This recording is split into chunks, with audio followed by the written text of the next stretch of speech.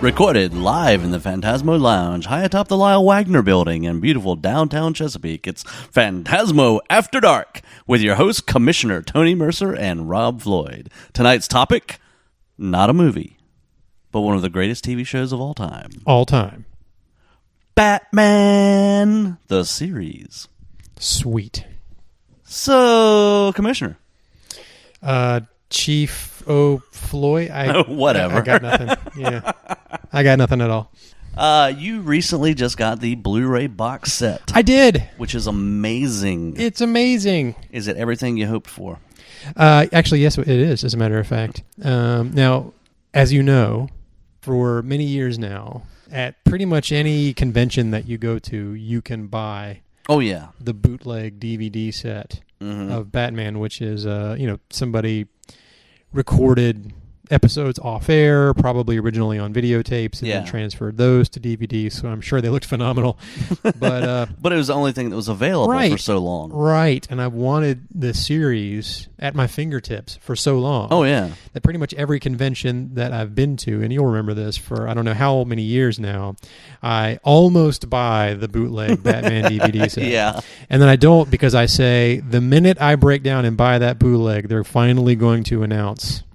But think of how sooner it would have come out if you would have bought the bootleg years ago. Sorry, world. It's all my fault.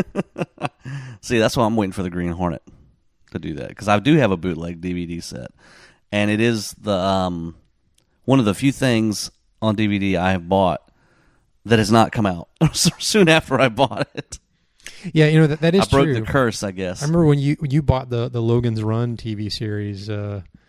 Yes, I do. At a convention on bootleg DVDs, and then like a month later, they announced it. Yeah, and it probably wasn't a month later, but it was close It was enough. soon. And Super Inframan. Yeah. Same thing, But tonight we're talking about Batman, or we're trying to. And to point out, this is kind of interesting. That we're actually recording this the day we're recording this. I saw on the Facebook, our friend Josh Watson posted that today is Burgess Meredith's birthday. Sweet. So, top hats off to him. Happy birthday, Mr. Meredith. Yeah. Wherever you are. Wherever you are. Who was amazing as the Penguin. Yeah. That was one of the cool things about this show is you got these top-notch, real actors showing up on here and just doing these goofy characterizations.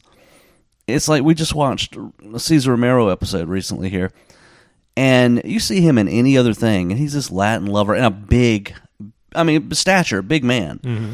And you could not picture him playing the Joker and jumping around and hunching over and that that laugh and then the makeup being as silly as he is when you see him in something else. He just totally immerses himself in the character, and I don't see Cesar Romero when I watch the show. I see his Joker, except for the mustache under the makeup. Well, yeah, which you can now see in crystal clarity thanks to the brand new Blu-ray. But hey, taking a step back, let's do that. I kind of want to talk about now that we only have one rule on Fantasmo After Dark, and that is there's no rules. I was going to say they have to be over 18, but go ahead. Well, that's Fantasmo After Dark is what you're talking about. What happens in the lounge stays in the lounge. But there are no rules. There's no rules. Do what we want. We do what we want because we're grown. But it does say Cult Movie Podcast. Yes. On the label, that's what it says. It doesn't say and much more. So I gave about it does much more. Loophole. Yeah. Well, no, this is going somewhere. Bear with me. Okay, I'm with you. Because of that, I gave about 3 seconds worth of thought to if we should say something to sort of justify this choice, because not only are you dealing with a television show, which is not a big deal, you're dealing with something that was a huge cultural phenomenon, massive popular hit. Not a cult thing necessarily. No, but it pretty much started pop culture almost. With the explosion of merchandise and the fan base, the rabid fan base of it at the time. I would guess say bigger than the Star Trek fan base. I would say that and the Beatles. Oh well, yeah. But anyhow, so. the answer to the question of, should we justify the choice is, of course, no, because there's no rules here. And it says much more. That's right. But that train of thought got me to, it led to, what I think is maybe an interesting place anyway. All right. Which is, it does feel somewhat like a cult thing. And to me, it does. Yeah. Even though it clearly isn't, because it was a, huge popular success. And I think that if it has any kind of cult status at all, it is a question of its ongoing reputation over the years and who in our lifetimes anyway has professed to appreciate it or denounced it, and sort of the backlash against it over the years, and then the sort of resuscitation of its reputation that seems to have happened in these last couple of years, and the build up towards this home video release. Because in the time where when we were growing up, of course, it was ubiquitous on television. It was as reruns whenever a station would decide to run it. It wasn't like Lucy, which has been on a station every day, anywhere in the United States. Yeah. Batman would show up every couple of years. I remember when I was real young, it was a big deal that the station was going to start carrying it as in reruns and syndication, and because I'd never seen it before, I'd seen pictures, I guess. But seeing the commercials for it, and I was just blown away as a young kid, probably like kids were in the 60s when it was first going to air. And just, in wonder, like, I have to see this show. It's Batman. It's going to be live action. And I was not disappointed when it came on. As silly as it was as a kid, you don't see the silly as much as, you do as an adult. You're just like, all the color, and it's Batman, and it's live. It's not a cartoon. It's not a comic. He's right in front of me. And, I still watch it today with that kind of not the exact kind of wonder, but, you just love, you want to see the costumes on screen as much as possible, moving around and doing stuff. And the color, which we'll get into in a little bit about the difference between the three seasons, how that changed over the course of that. But, I think, the sense of wonder about it is what keeps it going, as far as everybody growing up watching it as a little kid, and as they get older, they still have that. The key thing is, and this is not an original observation by any stretch, but the key thing, I think, in its appeal, particularly to us when we were that age, is when you're a little kid, you don't know it's a comedy. Yeah. It's colorful. There's superheroes. There's honest to goodness supervillains, which is a big deal because there were several superhero shows of different stripes on television when we were growing up. Live action shows. Yeah, I mean, you had Wonder Woman. You had Spider-Man.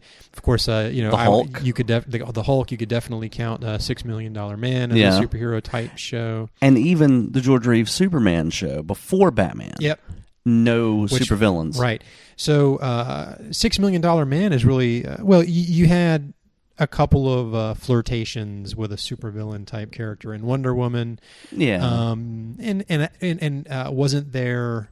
There was some sort of anti-Hulk or evil version of the Hulk. Oh, there was the one episode, yeah. And $6 Million Man, you had the Bigfoot robot and a couple other things, yeah. But by and large, there were no supervillains on these shows, no costume villains. Nobody from the source material from the comics. Going, as you said, all the way back to the George Reeves Superman, which was always gangsters. Yeah, he was fighting. And that was one thing that was definitely missing from all of those shows. And to a certain extent, the action. I mean, the action sequences, the way that they're staged and as sort of chaotic and exciting as they are on screen in the Batman show, you don't really have anything like that in any of those other shows that we named. So you've got all the color and all the costumes and the honest to goodness villains that are recognizable, from the comic books and whatnot, and the action that we mentioned, and all that excitement, adventure, and you don't process it as a comedy. As a matter of fact, we were watching the Blu-ray the other night, and Kim asked me. We were watching the episodes in order. We were in the first season. And she said, labeling everything, because everything has a sign on it. The bat this, the bat that. She said, do they stop doing that eventually? Is that a first season thing? Because I don't remember that. I said, no, it's one of the core gags from the show. Yeah. And she said, well, I don't remember it. And I said, well, how long has it been since you've seen this? Have you seen it since you were a kid? And she goes, no, that's right. That's what it is. It's just been too long. I said, no, it's not that it's been too long. It's just that when you were a kid, you didn't think anything of it. Yeah. Of course, everything's labeled. That's the bat pole. Yeah, that's how you know what it is. That's right, because it's labeled. Assuming, of course, that you weren't so young you couldn't even read the labels, which is another possibility. But the point of all this is that while yes, the show is a comedy, it plays to a child as a superhero adventure show. Well, because they play it straight and there's no laugh track. Yeah, the jokes and the comedy comes out of it being played straight and dry. Right. And for the adults that are paying attention to it. Right. So it doesn't prompt you for the laughs. Yeah. And that's a good point, because it's probably one key reason why, kids don't pick up on that element of it, beyond the fact that, at least early on, a lot of the humor is reasonably subtle. Reasonably subtle. Relatively subtle, let's say that. That would change as the show went on, of course. But, there's the blatant, gosh, gee, Batman. Yeah. Golly, that super straight-laced stuff that's like, oh my God, that you laugh at. Even in the first season, the first episode we watched, there's quite a bit of that, the Batman and Robin being such squares about everything that makes it funny. Yeah. That's exactly right. But when you get older, you begin to realize, and it doesn't take long. One good dose of bat shark repellent, and the awakening begins. Yeah. That this is a comedy, that they're having fun with the material, let's say. And then, once you get into your teens, especially and particularly if you're a comic book fan, and especially in particular if you're a comic book fan in the 80s, in a post Frank Miller world, it's not cool to like the Batman TV show anymore. That's not Batman. They were making fun of Batman. Yeah, that's not the real Batman. That's just, that's some silly comedy, crap. That's not the Batman that I like, And then there's this thing that I think a lot of comic book fans go through, if they stay with comics their whole life, this thing that they go through that they really need to, and hopefully will eventually grow out of. Unfortunately, some of them don't. Where if you are an adult or an adolescent, especially if you're an adolescent, that likes entertainment that was designed or perceived by the culture en masse as being designed for children, instead of saying instead of being mature enough to say yes, it was created for kids, or it's a comedy, or whatever the case may be, but I get something out of it. It's entertaining to me. I enjoy it. It makes me happy, and I'm comfortable with that. What you begin to do is say, no, look at this can be dark, and look at these serious themes, and then you want that so badly that you begin to demand that the material reflect it. And unfortunately, and man, I'm already on a tangent, aren't I? Sorry. Keep going. It's good stuff. Unfortunately, what happened in comics is that a whole generation of comic book creators grew up on comics thinking that way. Yeah. So when they came into the business, they started making the comics that way. And for a while it was cool. For a while in the 80s. Well, when it was new and unique and different. Before it went too far. And before there was no alternative. And before everybody and their brother is doing the same story, same book, same stuff. And the default mode of comics becomes grimdark, as the kids say today. It was all right, but after a while, not so much. I probably don't need to go too far down that path. No, because that's a whole nother conversation that I will get passionate and irate about. Yeah, the point is that it's not cool past a certain point for a lot of people. Yeah, it's not cool to like the show anymore. Yeah, well, it wasn't, but I think it's come around that everybody likes this show for what it was at the time. For the time capsule of pop culture that it is. Even Adam West at one point, he milked it for all he could in the early days after the show, going to car shows in costume and all that stuff. But I think he kind of put it behind him a little bit from what I remember. And then when the Keaton movie came out, of course, he kind of put down anything that was Batman that wasn't his show. But now he's even come around that, hey, everything's great. It's all good. I did it because, like he said in that little documentary thing, we did the show to make people happy, and I like to make people happy, and it was a fun show. And I think it's come around a little more that most people, like you say, that at the 80s and 90s, it was grim, gritty stuff. It wasn't cool to like it, but now I think it's more that a lot more people do and admit to liking it because it's just one of those pieces of Americana. Right. Well, there was a long time. I mean, that show informed the perception of what superheroes and comic books were in the mainstream outside of comic book fans for a long time. And there was a long stretch of years, decades even, where if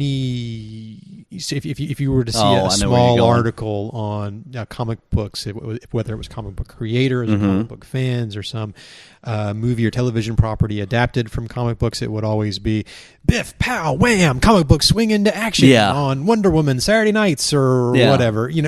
That's what it was. You couldn't really read an article or a reference in the mainstream about comics that didn't reference that Adam West show in some way. And that, I think, is another reason that the backlash happened, because not only comic book fans but comic book creators wanted the material to be taken more seriously than biff, pow, wham, and for everyone to sort of behave as if that was the default mode of every comic book. And I can understand that frustration. Oh yeah, I get that. Yeah, definitely. Yeah, that's not us. That's not what we are. What we're about. But if you go back, and we've had this discussion before, and look at the Batman comics at the time the show came out, say from the late 40s through the 50s up through the early 60s, the comic was like that. It was ridiculous. Batman going back to dinosaur time. You had Jungle Batman, Batman in space, the mini Batman costumes, the rainbow suit, the pink suit. I mean, there was so much ridiculous stuff, and adding to the Batman family with Batmite and Batwoman and the original Batgirl in the red dress. And they even, Aunt Harriet and Alfred was a completely different character at the time. And just so much of it was silly and kind of goofy in the comic at the time. People forget that. Well, that's exactly right. And I think one of the things that informs the backlash against the let's just call it Batman 66 to be clear. That's the catchy. That's what people are calling today. It these days, right? One of the things that informs the backlash against Batman 66 over the years is the received wisdom of the comic book fandom / Batman fandom. Yeah. And by received wisdom, information that you have acquired from others and taken as, fact or sage wisdom. Yeah. Right? The informed wisdom of the Batman fandom tells us, and there are people in high places who have helped shape Batman in different media over the years. I'm talking about Denny O'Neil. I'm talking about Michael Uzlan and people, Uzlan, whatever his name is. People like that who have perpetuated this because it's all based on their memories more than it is on the actual material. Oh yeah. But the received, and there's a lot of received wisdom in comic book fandom generally because unlike today, where you have pretty easy access to a lot of vintage material. Oh yeah. We live in a golden time as far as that's concerned because, if you want to read Golden Age Batman, if you want to read all the Silver Age Marvels, if you want to read all these classic comics, it's available. Not only is it available to you, it's available to you in multiple formats. You can get it digitally, hardcover, softcover, whatever you want to do. You can collections get this stuff at your fingertips. But for decades, that wasn't the case. If you didn't have the money and the luck to find these old school comics, the only things that you knew about the old stories were modern comics referencing old stories, which of course was a big thing at Marvel. Or if you were lucky enough to get like a 100-page giant that had a couple reprint stories in the back, or just talk around your comic shops or your friends or whatever area you grew up in, that conventions, whatever. Yeah. So all of this forms the received wisdom, and the received wisdom of Batman says that in the 40s, Batman was the Dark Knight detective. He was grim and he was gritty. It was very noir. It was rooted heavily in the old pulps like The Shadow and The Spider and things of that nature. Yeah. That it was serious. That in his early days, Batman even carried a gun and would kill criminals. That the vision of Batman that later fans would covet, that really becomes entrenched with the Frank Miller and Dark Knight Returns. Yeah, well, I mean, Neil Adams and Denny O'Neil brought it back to a point in the 70s. That's what he says, and that's why Denny O'Neil is partly responsible for this received wisdom. Hang on, we're getting there. Okay. Is that, that's what Batman was. Very serious, very straight, very dark. All through the 40s, he was the Dark Knight detective. And there is some truth to that. He was very much a pulp noir, detective hero in the spirit of The Shadow and The Spider and pulp heroes of that nature for a few months. Yeah. For a few months. Oh, yeah, for just a couple of issues, really. Yeah. Well, for a stretch of issues. It lasts... Until Robin comes in. Less than a year. Yeah. Less than a year after Batman debuts in Detective Comics. And he only carried a gun for, about 2 or 3 issues, yeah, really? That's right. And Batman in Detective Comics, those stories were mostly 8-pagers because it was an anthology. Yeah, series. that's right. Yeah, sometimes they would have more than one Batman story, but the stories were typically 8-pagers. Was popular enough after a while to warrant his own book, which was very common in the 40s. That's how it would work, is that heroes would be introduced in anthology series, and if they were breakout, they would get their own comic. So Batman #1 debuts, again, less than a year after, I don't remember the exact timing, but it's less than a year after the first appearance. And in Batman #1, we have 2 very important introductions. Yeah. The Joker and Robin. And wasn't Catwoman in that also? And Catwoman, you're right. 3. So 3, yep. Catwoman's in that one too. But she was just a cat burglar She with no costume. Wasn't really the Catwoman we think of now. Not yet. That was just a nickname for this female cat burglar. Right. And later she would get this huge, cat mask. Yeah. Right? Like basically a big cat head. Like a mascot head. You're right, that one over. And an orange dress and a red head. cape. That's exactly right. Yeah. So as soon as Robin is introduced, it begins to lighten the Batman stories. Which that was even in Detective. Immediately. Now, I will say this. In the first appearance of the first appearance of the Joker, he is pretty... he does pretty much come off like a psychotic killer. Yeah. He's pretty scary. Yeah, actually. now there were dark moments in some of these early stories, to be sure, but it wasn't the dark, gritty, grim stuff like the first few issues in Detective.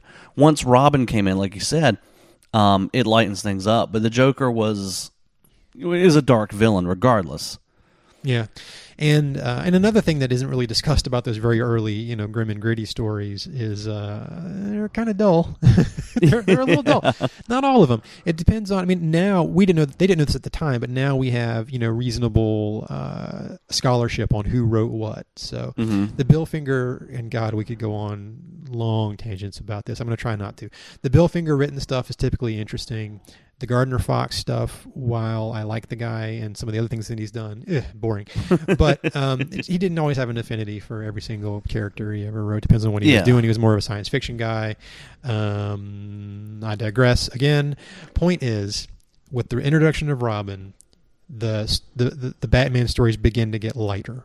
And they would always have, for a long time now after that, they would have, elements of darkness to them, don't get me wrong, but that lightening of it begins early and continues quickly to evolve until, still in the early 40s now, you have a Batman and Robin that are grinning ear to ear while punching out villains and trading puns. And both trading puns, not just Robin. Right, not just Robin. So much of what goes into Batman 66 is informed not even necessarily by the really wacky stuff in the 50s, but by just the tone of the book. The 40s comics. Yeah. A lot of it is in there. The narrator in the show, so much of the things that he says, you can definitely see the parallels between the title page, introductions and narrations in those old 40s stories, particularly the Bill Finger stuff. Okay, and Bill Finger is widely considered to be, Batman's best writer in that era, and for good reason. Because like everybody else, I didn't have a chance to read those stories until much later in life. I've been collecting those Batman Chronicles trade paperbacks, which have all the those are fantastic. the Batman too. stories in chronological order. And so it was really reading those was really where I began to discover this. When you read those introductory captions on the title pages in those old stories, you can hear the Batman narrator from the television show.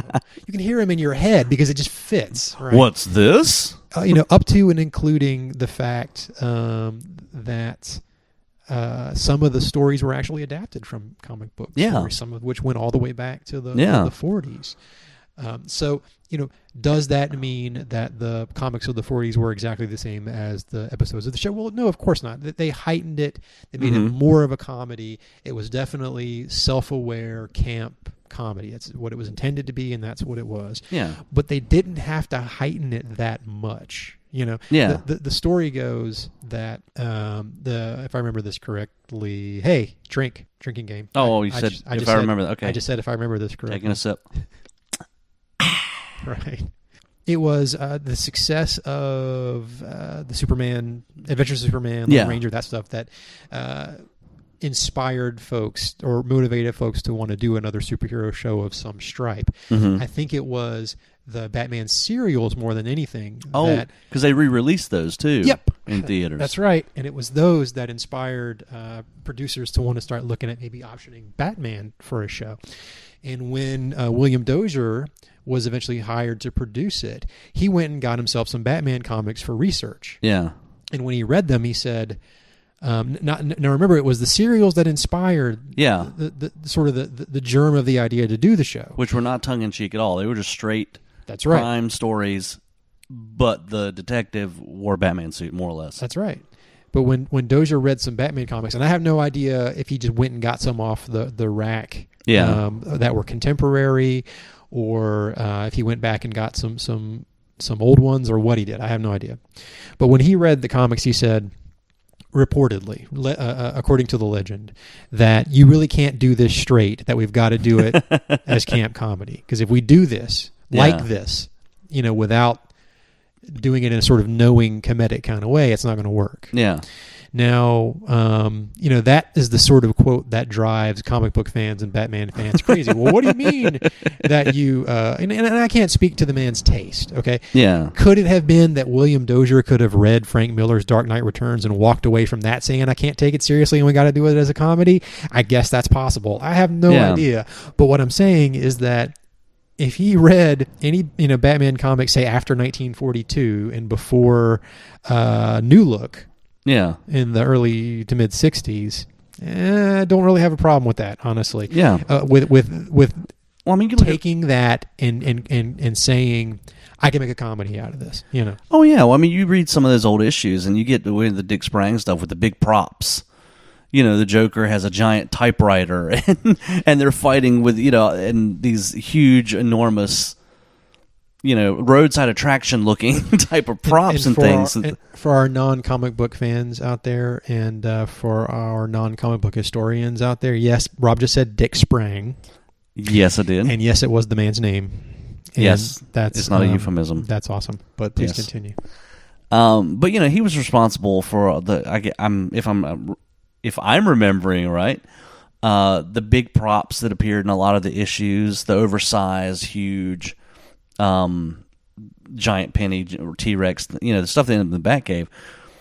But all that other stuff that appeared a lot in those issues, and also that classic Joker look that everybody seems to remember, with the overly pointy chin and the super high cheekbones and the long pointy nose, and the perpetual smile, which in the early days it wasn't a fixed grin. Well, I say the smile started a little earlier than Sprang, which you can see. But his look of it is that classic look. Yeah. Well, so I think a lot of the things that, and I'm not up on this enough to pinpoint exactly what, but some of the things that I think are most associated with Sprang predate him. It's that he perfected them. Gotcha. Okay. I honestly don't know if the giant prop thing begins with Sprang or it just seems to be always associated with his stuff. Right. Well, very briefly, just to give this some context, Bob Kane is credited as the creator of Batman. Yeah. I'm not going to spend a lot of time telling the story of how Bob Kane should, at the very least, be sharing credit with several other people for the things he gets credit for creating. Look that up on your own. It's a fascinating story. Mm-hmm. But Bob Kane used ghosts. Oh yeah, and a lot of the time, and a lot of the artwork that signed Bob Kane over the course of the 40s and 50s was actually drawn by other folks. Two of the primary ghosts. There's three: Jerry Robinson, Sheldon Moldoff, and Dick Sprang. Now, isn't Robinson, if I'm not mistaken, really more responsible for the final look of Batman, the costume? Because I saw something not long ago, I want to say, where the original look that Kane conceived, he had a red Union suit and more of actually bat wings instead of a cloak cape. I'm not sure about that. Okay, that's something to look up, folks. I wonder if you're, and I don't know. I wonder if Bill Finger made some suggestions about what to do differently. Might have been Bill Finger. Bill Finger. Bob Kane didn't really write any of the Batman stories. Yeah. The earliest Batman stories and a lot of the most iconic ones were written by Bill Finger. It's another thing to look up on your own because we could spend a whole podcast talking about that. Which we're kind of starting to do. We are, aren't we? Hey, man. Let's see if we can segue this back to this show and away from the comics. It's Russ Tangent time. Yeah. Take a drink. But anyway, go ahead and finish that thought if I didn't derail that train. What was I on about anyway? Oh, I think I was talking about Kane not responsible for all the writing. Just in case anybody was actually interested in the thought I was trying to finish. Rob. I'm hanging on your every word. Don't fuck with me, buddy. I do the editing. I'll cut all your shit out. It'll just me being talking about comics for an hour. It'd be awesome. I'd listen to it. So the point I was going to make is that I don't know if the giant prop thing begins with Sprang or Moldoff or Kane. Yeah. But Sprang was best at it. Yeah. And he's most associated with it because he introduced a lot of really dynamic force perspective type stuff into his Batman strips over the time. Whereas Moldoff was good, but he was happier not happier, but he was more content to just sort of mimic Kane's stiffer style. Yeah. Sprang did a lot more with it. So anyway, in the 40s, it's not as grimdark as its reputation. In the 50s, the Batman comics go just ape shit, and you start to get stories about Batman swapping places with aliens, and and going into space, and going back in time, and the Jungle Batman, and that's all kinds of American Indian Batman, and the Batmans of many nations. And then in the 60s, the Batman books were not selling well, and they tried to revamp them. That's where the so-called New Look Batman comes in with the yellow oval, and that was Infantino, wasn't it? Didn't he come up with that? Yeah. Well, the key change there is that they switched editors. They gave Batman to Julie Schwartz. Oh well, Julie Schwartz. Yeah. I mean, Mr. DC for the longest time. Yeah, and Schwartz is he had the Flash and Green Lantern and the Justice League, and he wasn't really doing pulp hero urban crime stuff. I mean, his books were science fiction, suburban sci-fi utopia kind of look and feel to them. And he had Infantino do Batman and redesign the costume and all that. And I love Infantino when it comes to the Flash or Adam Strange, but not right for Batman. No. But and I'm going to get off this in a second, but there is an interesting point here in my mind, in that if it was a contemporary comic, assuming that he didn't pick one up years and years before, like if the pre-production on Batman started years and years before it was actually released, if Dozier grabbed a comic off the spinner rack that was contemporary, just went into the soda fountain and got one or whatever, it would have had to have been a New Look era Batman. Yeah. So it would have been one of these, sort of brightly lit, very straight and dry Julie Schwartz era books. Which is odd, and that strikes me as odd, because if that's what he was reacting to make the Batman TV show, that's an odd jump. So that leads me to speculate that's not what he was. No, I think it had to been either. I think he got some older books from somewhere, because if you look at, and I don't know if it's on that Blu-ray set or not, but I know it's on YouTube, Adam West and Burt Ward's screen test for Batman, the original screen test, the costumes are different from what ended up on the show. The bat suit, it looks more like it has the black, the pre-new look, yeah, the big black bat with no, yellow moon behind it, or that it's in, and the longer ears on the cowl, which they couldn't get to stay up for some reason. Yeah. And the Robin suit is slightly different. I think it's got more laces across the front or something. It looks slightly different. And I do believe I don't know if the screen test they did with Lyle Wagner, who actually did audition for Batman, folks, before Adam West. And that would be, if you're not familiar with the name, Steve Trevor from the Linda Carter Batman show. Oh, and Linda Carter Wonder Woman show. I was going with you. I knew what you meant. Yes. And also regular on the Carol Burnett show. Yeah. But and I hope he was more entertaining on Carol Burnett than he was on Wonder Woman, where he's just a big plank of wood. And as a matter of fact, his screen test is one of the extras on the new set. Now, is that the screen test as Bruce Wayne or in the bat suit without both. the cowl? Oh, both? Cool. Yeah. So you get to see him in the bat suit. Well, you see him, it's a scene from the pilot, and you see him and whoever else, I don't remember who it was that was playing Dick/Robin in those scenes, but they're, up in the mansion, and they go down, or in Stately Wayne Manor. Yeah. And then they go down to the cave, and they're wearing the costumes. And then they've also got the Burt Ward, Adam West screen test, where they do the exact same scenes. Okay, so that is on the Blu-ray. The exact same lines, yeah. Okay, we're watching that after we finish recording. All right. I need to see that in good quality. Well, be careful what you wish for, because the Wagner screen test is terrible. Oh my God! Yeah. And look, it's a screen test. Lord knows they might have memorized those lines like 10 minutes before they went on. But the charm doesn't come across. No, but I mean, there's no struggle trying to figure out how they picked West and Ward over the other two, because Wagner just clearly does not get it. Yeah. Whereas Adam West, it's still a little rough around the edges, but and Burt Ward, but it's really good, and it's much more in the spirit of it. He pretty much got it right away. Yeah. And Ward too. Ward is light years ahead of his competitor in the other screen tests. So yeah. But anyhow, yeah. Well, what I was getting at with that is you can see the costume they had for the screen test is the pre-new look with the So I'm guessing they did look at old material, old books to draw from, as well as the current what was on the stands. And I think that's I don't know if it was DC or the producers of the show that said they wanted the new look for the costume, because that's what was in the books now, the yellow bat, the yellow circle. That's ringing a bell. I wonder. I want to say I heard that somewhere. Yeah. But let's jump into the series. Yeah. Let's talk about that some. Now we've had our prologue. Now part 2 of Fantasmo After Dark talks about Batman 66. Stop giving me shit. I'll cut you. I swear to God. I don't want to hurt you. I just want to cut you a little bit. This whole episode will just be me talking and you going, Really? No, you just have me saying the intro and then at the end, well, that's all, folks. We'll see you next time. Like I got up and went out for pizza, and you just kept on doing the podcast.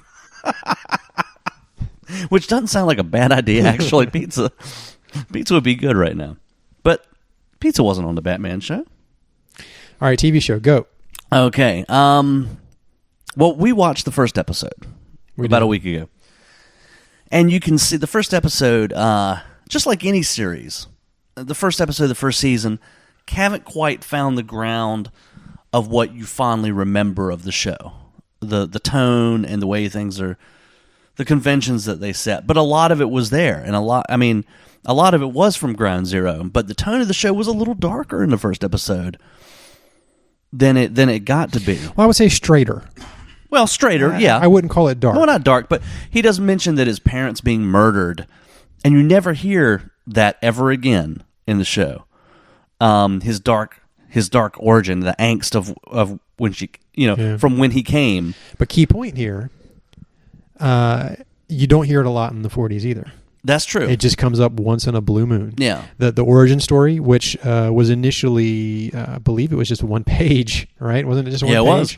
It was like about in its first 4 version. or 5 panels. I think they expanded it later, but in its first appearance, the origin story was was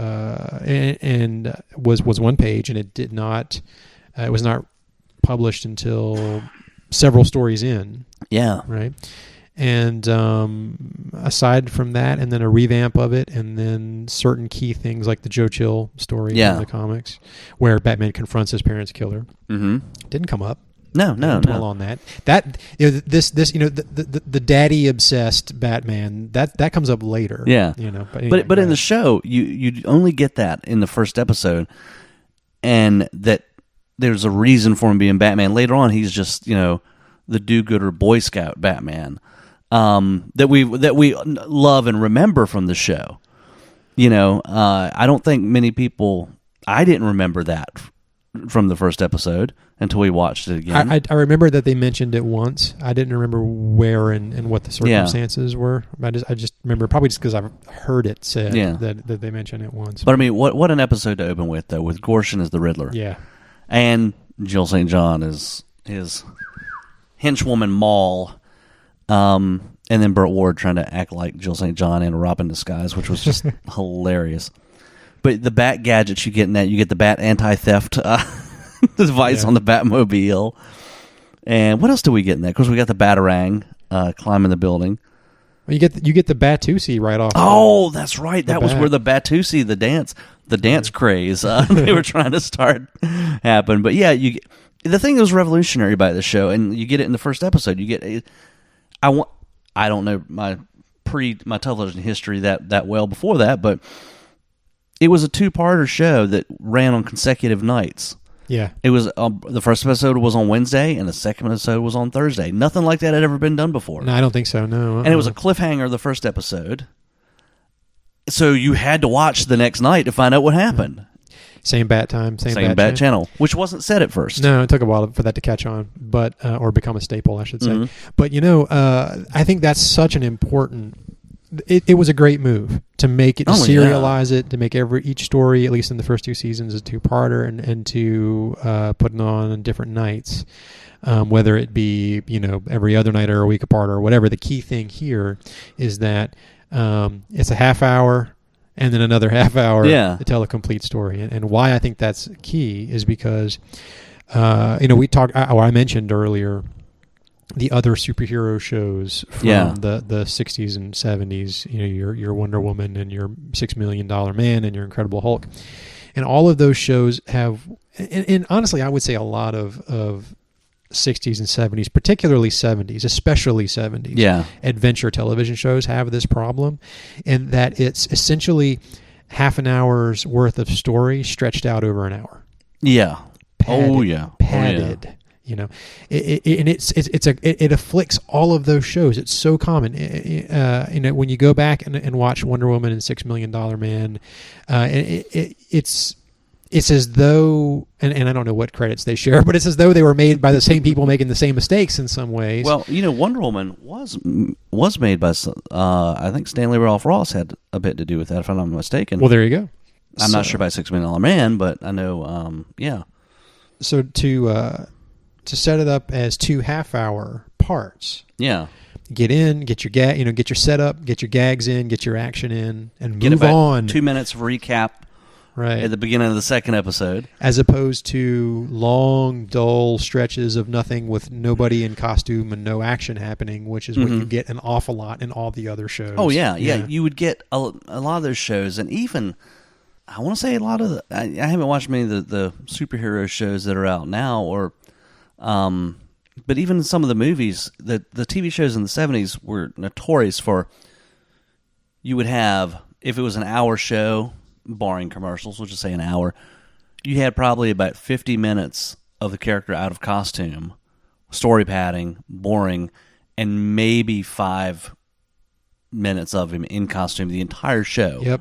Even Adventures of Superman, which I do like, the George Reeves show, which predates. Yeah, it's a lot of fun.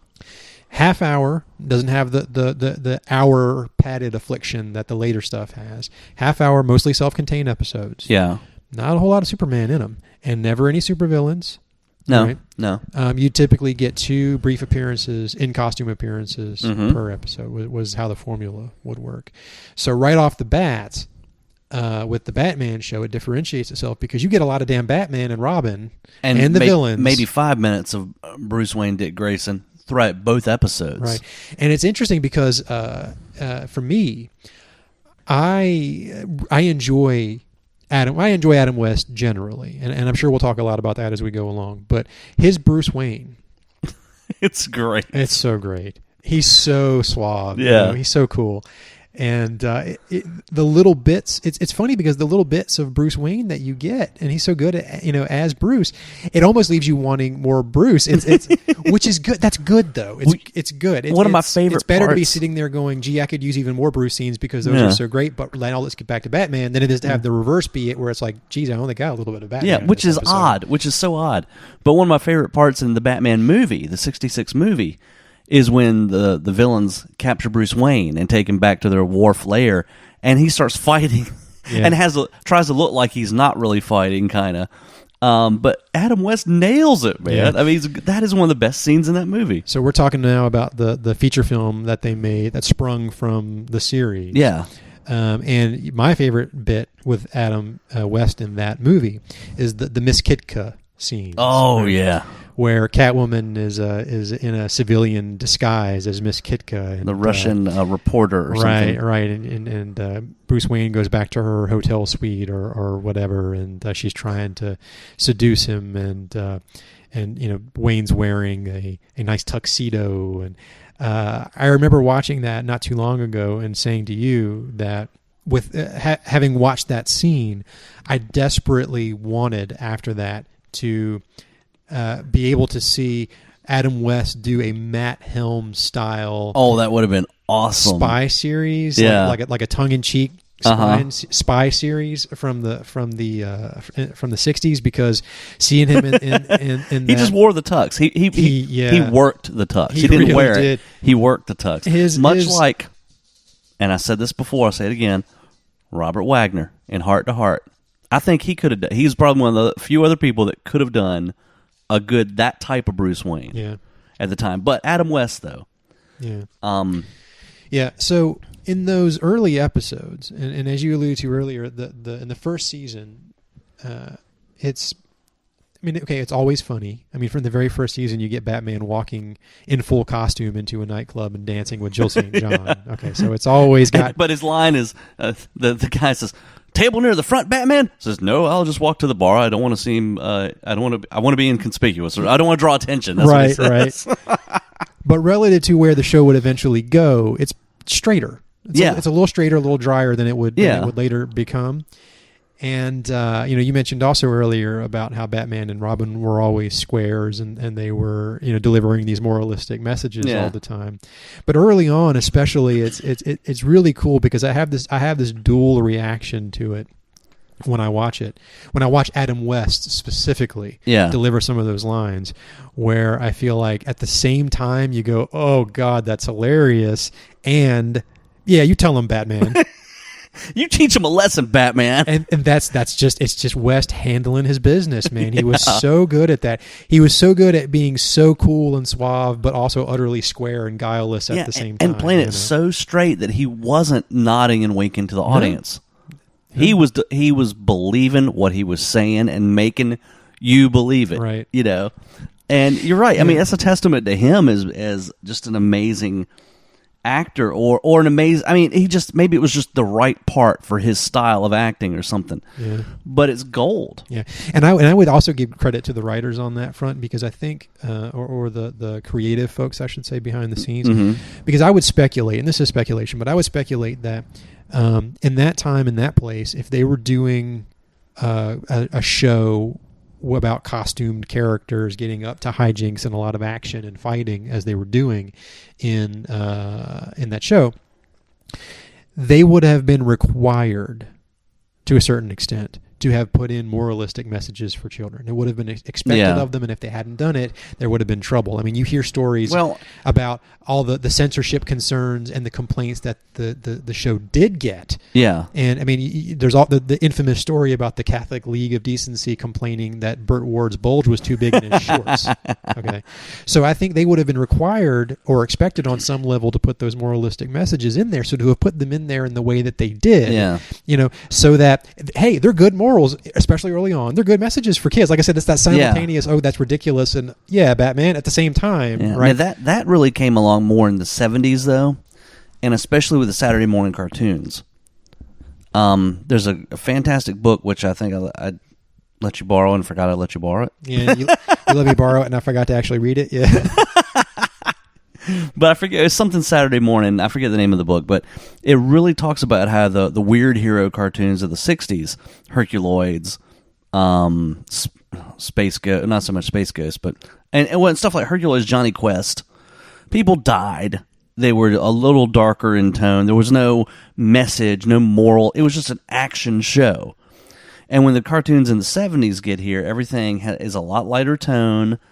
There's not as much fighting, action fights, and pretty much everything had to have a moral or a milk drinking happy ending to it. But I think the Batman show, like you said, was a bit ahead of its time, or maybe they did it on purpose to kind of sidestep some of the other stuff, because there is a lot of dry adult humor in it that's not overt, and a lot of stuff that they tried to slide by, like some of the foreign names. There was one where, I forget what it was, I'll have to look it up, but one of the characters' names was something or another, and the censors wouldn't let them use it.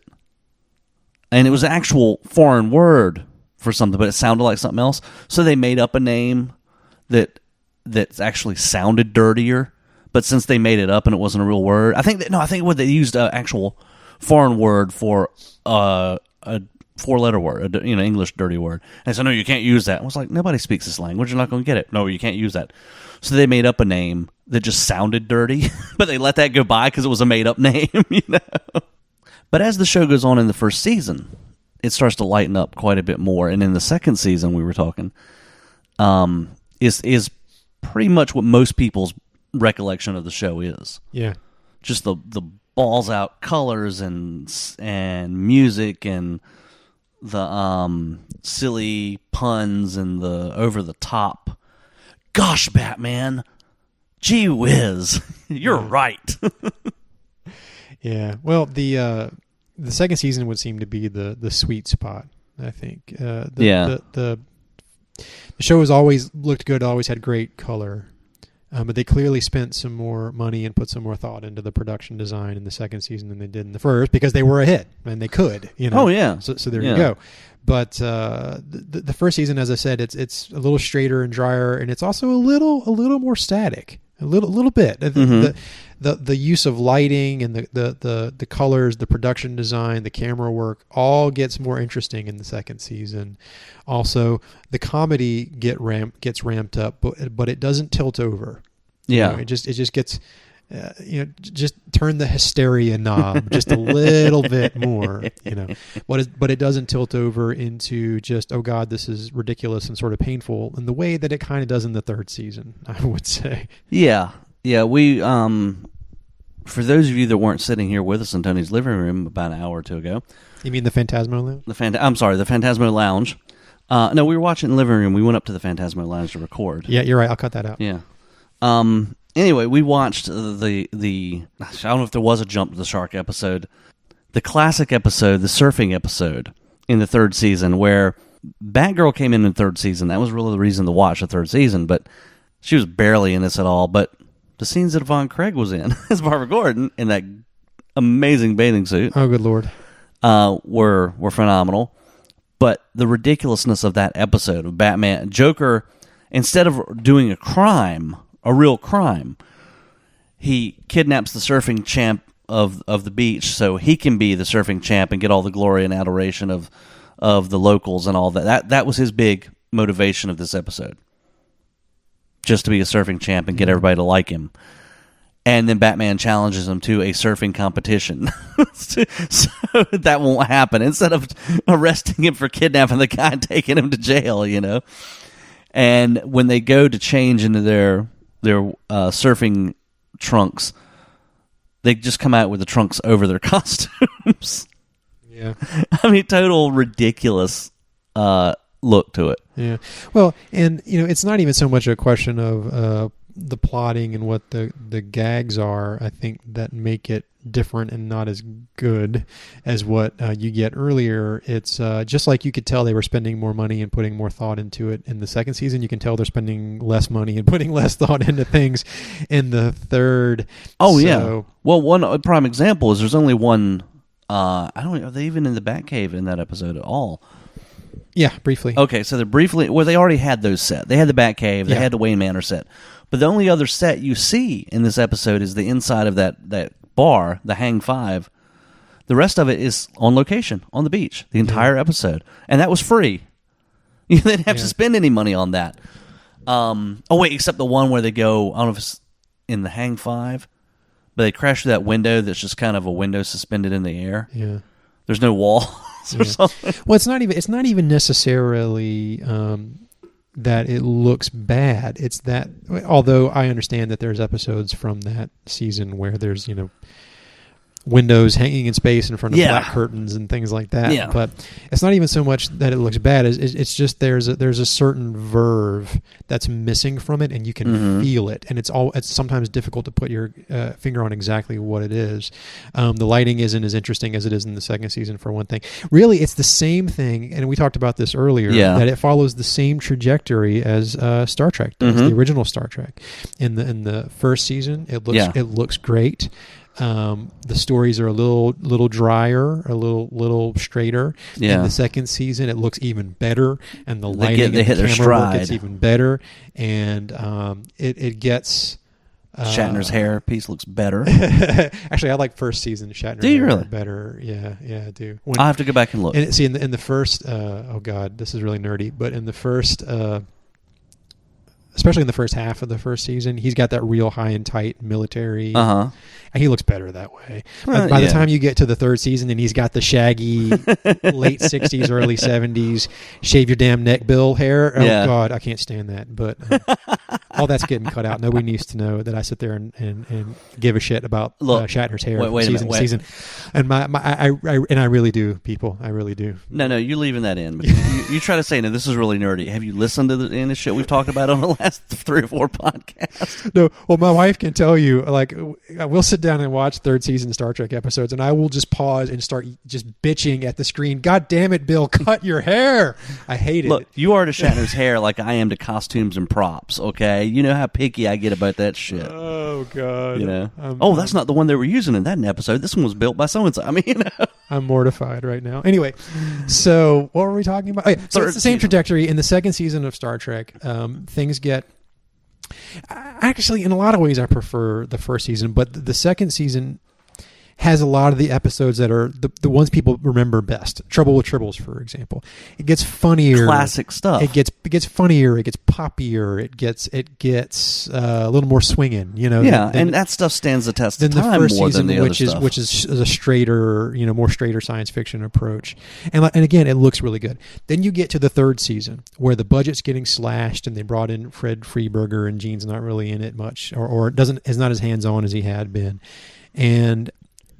Partly the stories suffer. I mean, this is where we get stuff like Spock's brain and whatnot.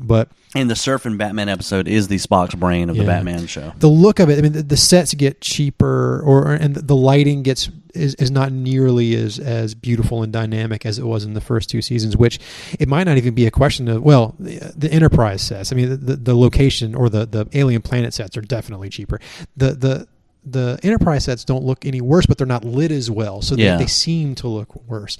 And there's all these other sort of little changes. The costumes change, and you can't put your fingers on any one thing and say, okay, that's what did it. But the whole thing, it just has this sense of missing something and just being different in a bad way. Yeah, almost like it's an afterthought, or they're just kind of like, they're just kind of.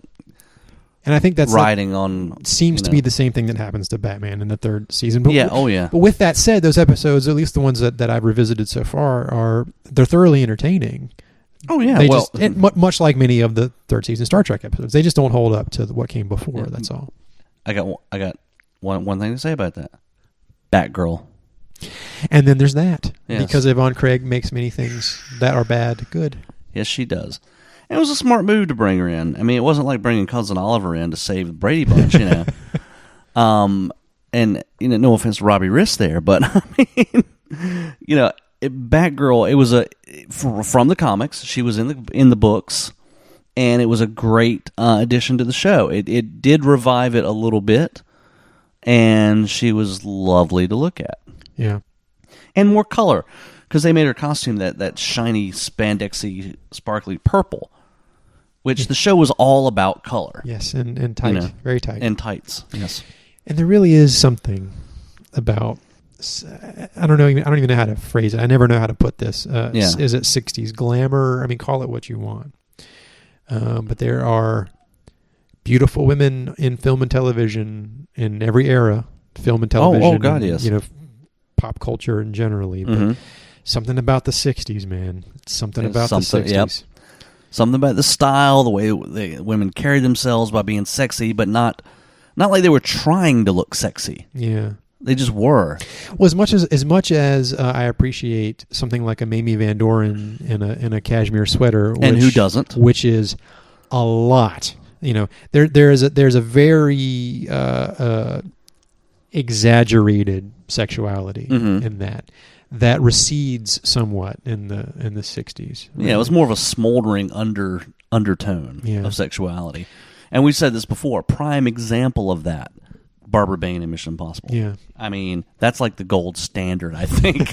You look at any episode of that she's in, and it's just smoking. Something behind her eyes, something by the way she carries herself, And the style, the fashions were just, really cool. And in a nostalgic look back, and also just because they were. I mean, they were appealing. Yeah, it's hard to... Like I said, it's difficult to even articulate, much less put my finger on. But there's just something. I mean, and I guess it's a little bit of everything: the fashion, the time, certainly the fact that we're dealing at a point now where in every era, the women that you see in film and television are going to be beautiful, and they're not necessarily going to be representative of every woman that you'll necessarily see on the street. It's heightened, obviously. Yeah. However, relative to what would come later, there's a realness, a humanness to the beautiful women in film and television in this era that unfortunately we don't get. Yeah. Well, it's I guess because it's not on display to be sexual. Example: you look at Charlie's Angels in the 70s. Whenever they were in a bathing suit, on the show, which was a lot. Yeah.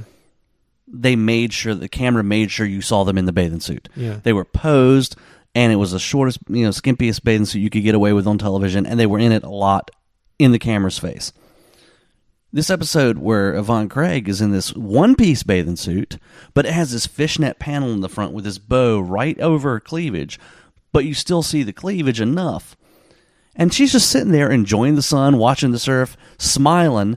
It's not overtly sexual. It's not put in your face, but damn if she's not sexy in that scene. Well, that's Batman, and that's a concession to what you could do in a show like that on television at that time. If you go to like another great representation of beautiful women in the 60s is, of course, the Bond girls. Oh, yes. And in the filming of the Bond girls, you're going to see something much more reminiscent of what you were describing with the Charlie's Angels situation. Well, yeah, but that's movie and TV. It was probably a difference of what you could get away with in television in one era versus another. I mean, it's still a valid point, but that's specific to Batman or something on television, I would say. In the 60s, generally, it's harder to define, but I will say it definitely has a lot to do with you had women in that hell, I would say right up into the 80s really that were sex symbols that you couldn't even imagine being famous in that regard now. I mean, look at I was watching on the Warner Archive, on the streaming Warner Archive, I was watching this god awful TV movie from the late 70s starring Suzanne Summers. Yeah, and the less said about the better. I don't even remember the I only watched half an hour before I couldn't take it anymore, and Kim's giving me a dirty look from across the room because of the pain it caused her to sit through half an hour of that movie. But the point is, you've got Suzanne Summers, who at this time was a big sex symbol. Oh, yeah. And it's a beach movie, and she's in her bathing suit, and she's surrounded in this thing by beautiful women. who are also in bathing suits. But when Suzanne shows up in her one piece, all the men go ape shit in this all movie, hits as turn. if they've never seen anything as gorgeous and sexy as Suzanne Summers. Yeah. And I'm sitting here watching it, and I'm thinking, there was a time when Suzanne Summers was a sex symbol. Yeah. You know, and yeah, and I think about that. She's not, in many ways, she's not what you would consider conventionally or traditionally beautiful, frankly. But you go back and look at Three's Company when that was on, and of course they were pushing her to be the sex symbol, right? And she was in skimpy outfits, and she was a bleached blonde, and she was attractive, But by today's standards, things are so much different. You have like we were talking about earlier, the heroin chic and everybody has to be pencil thin and almost have a boy's figure instead of a womanly curved figure. And there's a certain look to the facial look, like you say, that wasn't. You look at Suzanne Summers, and back then you're like, she was a sex symbol. By today she wouldn't be, but back then, yeah. So, yeah, 60s, awesome, women, good. Yeah, Batman. But Batman, Julie Newmar. Do we have enough time left? I mean, good God, she was a goddess. Yeah. Okay, any excuse to get her in that Catwoman suit on the screen. She should have been more episodes. The one that we watched a little while ago, we were talking about that extended chase scene where Batman is on one level, Catwoman's on the roof above him, and they're just running, and he's chasing her, and she's running above him. And I think you were right when you said the reason that scene went on so long was to get her butt on camera as much as possible in that suit running. And it was glorious, and I'm thankful that we watched it. We are thankful. And she's hotter than hellfire and sexy as all get out. And a great comedic wears actress. that costume like nobody else could. Yeah. And key thing here, and you've already said it, great comedic performer. Oh yeah, her timing, the little subtle things she did. Yeah. There was a one part where she goes to sit in her throne, all sexy and regal, and she kind of trips a little bit and stumbles, and the way she kind of looks like nobody saw that. Yeah, there's so many things, and just in the story that we watched, there's so many little comic touches that she does. You're sitting there thinking, okay, she either ad-libbed that, which is genius. Or she made that look like she ad-libbed it, which is genius. Yeah. Well, I mean, just excellent. Really great. And you talk about a sex symbol. Yeah. Oh, she was just smoking. Everything she did was sultry. Yeah. But it wasn't like overly trying to do it like a lot of stuff you see today. It's like pushing it in your face. Well, it's not. It just flowed out of her. It's not vulgar. No. Ever. And it is very sexy. Oh, and yeah. it's right out there. I mean, she's wearing skin tight outfit, and swishing her hips, wearing it well. Yeah, and somehow manages to make it not. Yeah, and it could be it's not Maxim magazine. How about that? No, it could be the campy, tongue-in-cheek nature of the show that holds that in check. Maybe it could be.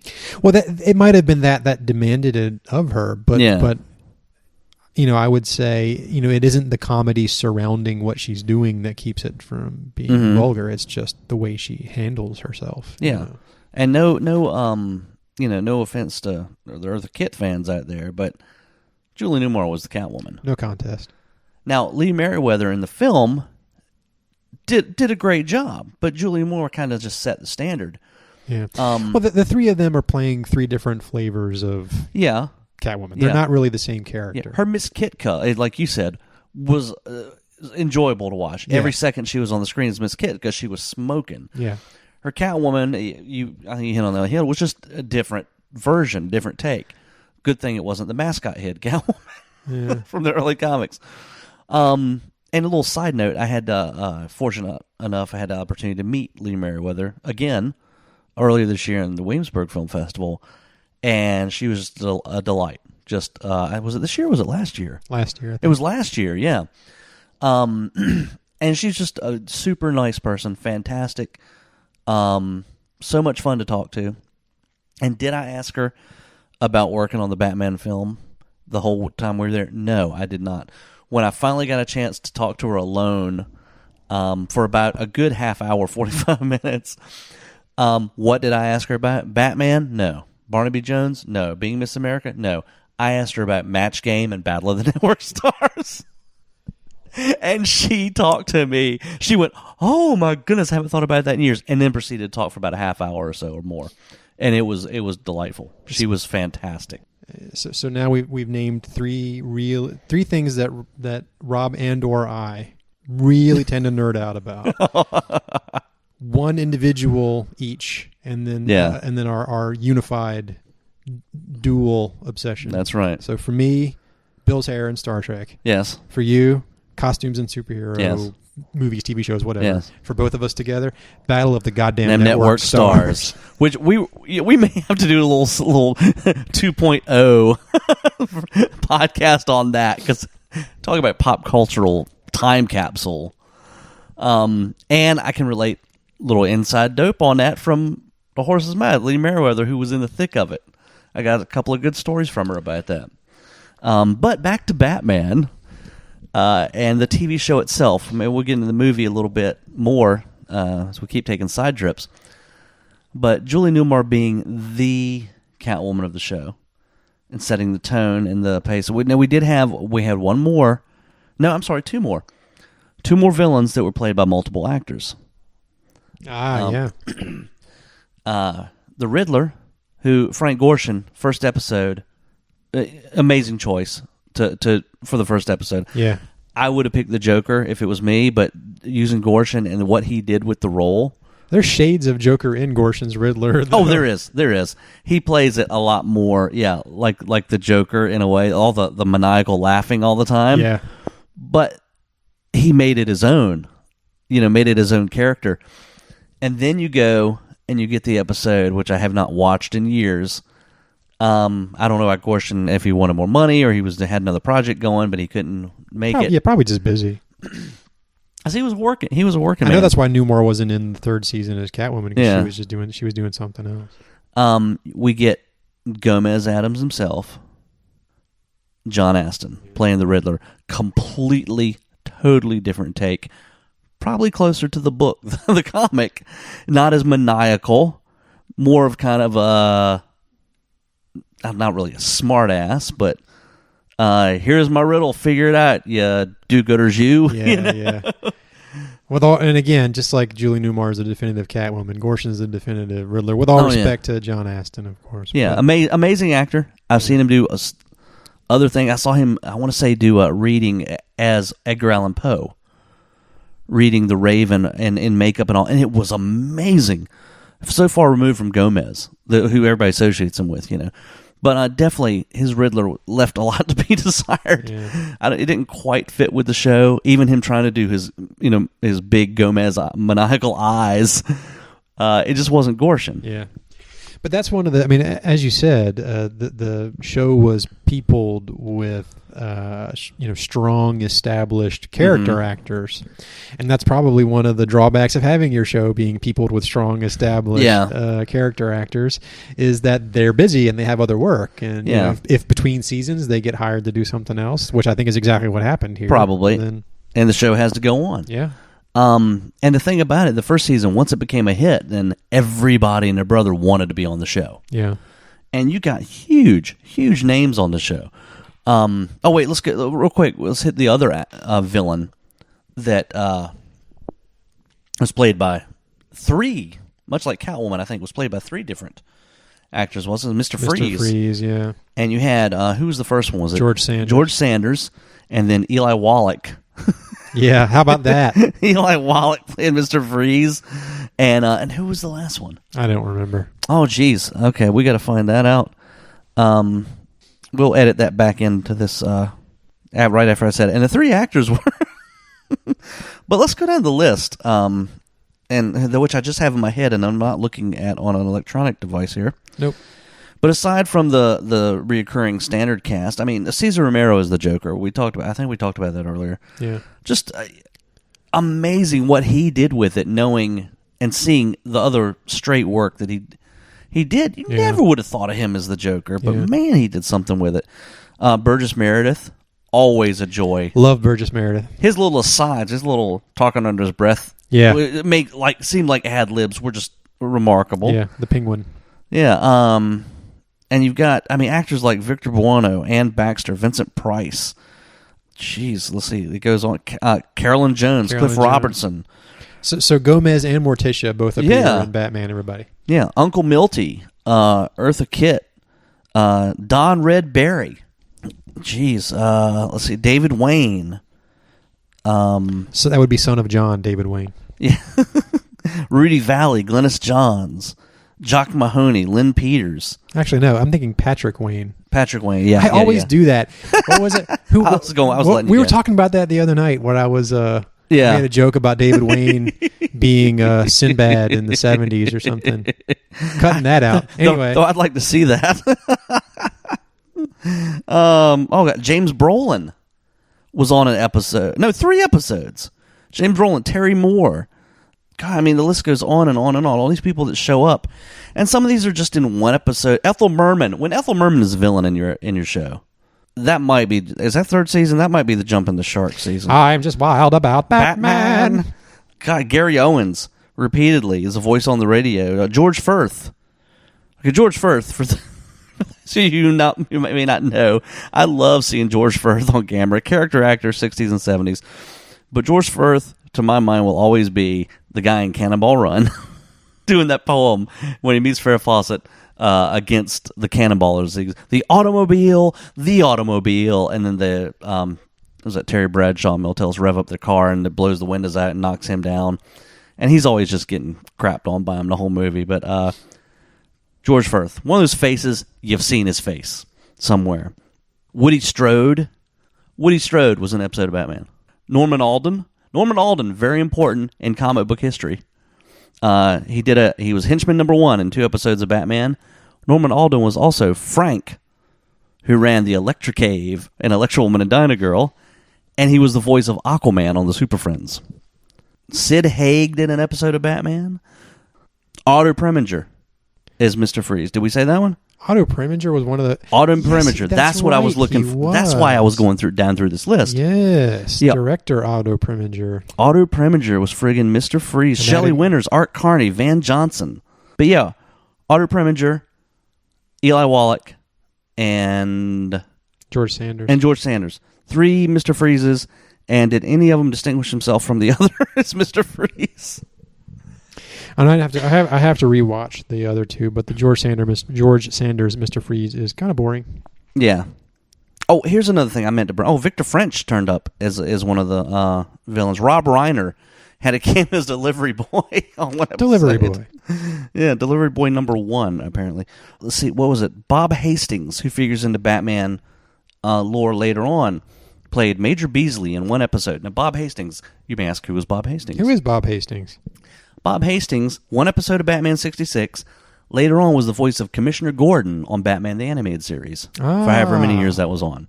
So he stayed with the Batman family for a long time. And there's many other character actors. Buck Cartelian, who was a big in Planet of the Apes. He was Julius. And he was the Wolfman in Monster Squad, the TV show. But anyway, long list of things. Long list of people, but just going through to show you how many name actors of serious reputation over the years came in to do this little campy TV show. And they're talking big movie star actors, not TV actors, not B movie actors. Just this is how much of the impact this show had on the time, the cultural landscape at the time. Which I was trying to get at a long way going through that list. Well, I mean, it was a phenomenon. Yeah, it was a huge hit, at least for a little while. It was a big smash, and all those people were in it because everybody wanted to be in it. Yeah. I mean, that's why they came up with the window cameos. Oh, window cameos. To accommodate famous people who were like, hey, I want to be on. Yeah, and they didn't have, we can't write a whole episode about you. We've got enough episodes, but we'll stick you in here. Hey, everybody, it's Sammy Davis Jr. Yeah, Sammy Davis Jr., Henny Youngman. Before Green Hornet and Kato did the crossover episode, I think they popped out of the window one time. God, who else showed out of the window? Jerry Lewis did one, didn't he? Yeah, Jerry Lewis did one. Yeah, all kinds of people showed Colonel up. Clink. Yeah, as Colonel Clink. We're talking about trying to find Colonel Hogan, not to mention that it was, 20 years after World War II? And he was still looking for Colonel Hogan in Gotham City. Okay, let's do this. Here's a fun little thing. Okay, well, your favorite villain on Batman. Say, of the traditional comic book villains that they had, Joker, Catwoman. Who was your favorite to see? That's tough. That's really tough. I struggle with picking a single favorite anything most of the time. Yeah, I'm the same way. I'm the same way. But my favorites, because there's a lot of villains that have appeared, even name villains from the comics that are not among the core villains that showed up over and over. So you're talking Joker, Penguin, Catwoman, and Riddler. Yeah. It's hard to pick out of those four. Because beyond those, you've got, Mad Hatter and Mr. Freeze and various others. And then, villains they created just for the show. And we're going to get into that in a minute. But the core four. Favorite would have to come from the core four for me. And I find it very difficult to pick between them. I think if you really twisted my arm to make me narrow it down, it might be a tie between the Penguin and Catwoman. Yeah. The Julie Newmar Catwoman specifically. And she's just a joy on the screen. She every really time. is. And I like Burgess Meredith in general, and for some reason... I'll watch him in anything he's in. The Penguin. And I like the Penguin character. From his very first appearance in the 40s, he's a fun character. And he was a deliberately and clearly comedic character. As I talked about in the 40s comics, there's a lot of comedy and puns and silliness, even when the stories themselves are straight capers. But the Penguin stories were always meant to be sort of charming little comedies, the way that Bill Finger conceived them. Yeah, and Burgess just takes it to a different level. Yeah, exactly. Yeah. I mean, he totally makes it his own, and he's forever associated with it after that. Yeah. From the Penguin walk. Yeah, that it was just hilarious to watch him walk. Like I said before, my favorite hit. Those little under the breath things he says. Yeah, his little asides to himself. They're just hilarious. Yeah. So I would say probably those is a tie between those two. How about you? I'll probably have to agree with you. I mean, though I'm a huge Gorshin fan. Yeah, and he's a joy to watch on the screen. I guess it just depends on my mood. But Catwoman, Julie Newmar's Catwoman, yeah, any day of the week. But I'll go with that. I'll go with those two. But like I said before, watching Cesar Romero, I'm trying to see Cesar Romero when I'm watching him do the Joker, and I just can't do it. I watch Ocean's 11. He comes in as, was it Big Duke Slater or whatever his name is in that? Duke something. And he's this big, huge, imposing, suave kind of ex-gangster guy. That's not the Joker jumping around in that outfit, silly. It can't be the same guy. And then again, Gorshin, just maniac over the top, maniacal. But just to sit down and watch and enjoy the performances anytime they're on, I'll go with Penguin and Catwoman. Now, not core four, okay? We'll go with comic book villains, but as well as the ones that they created for the show. Maybe your favorite out of those, or you're just absolutely least favorite. Will not watch the episode.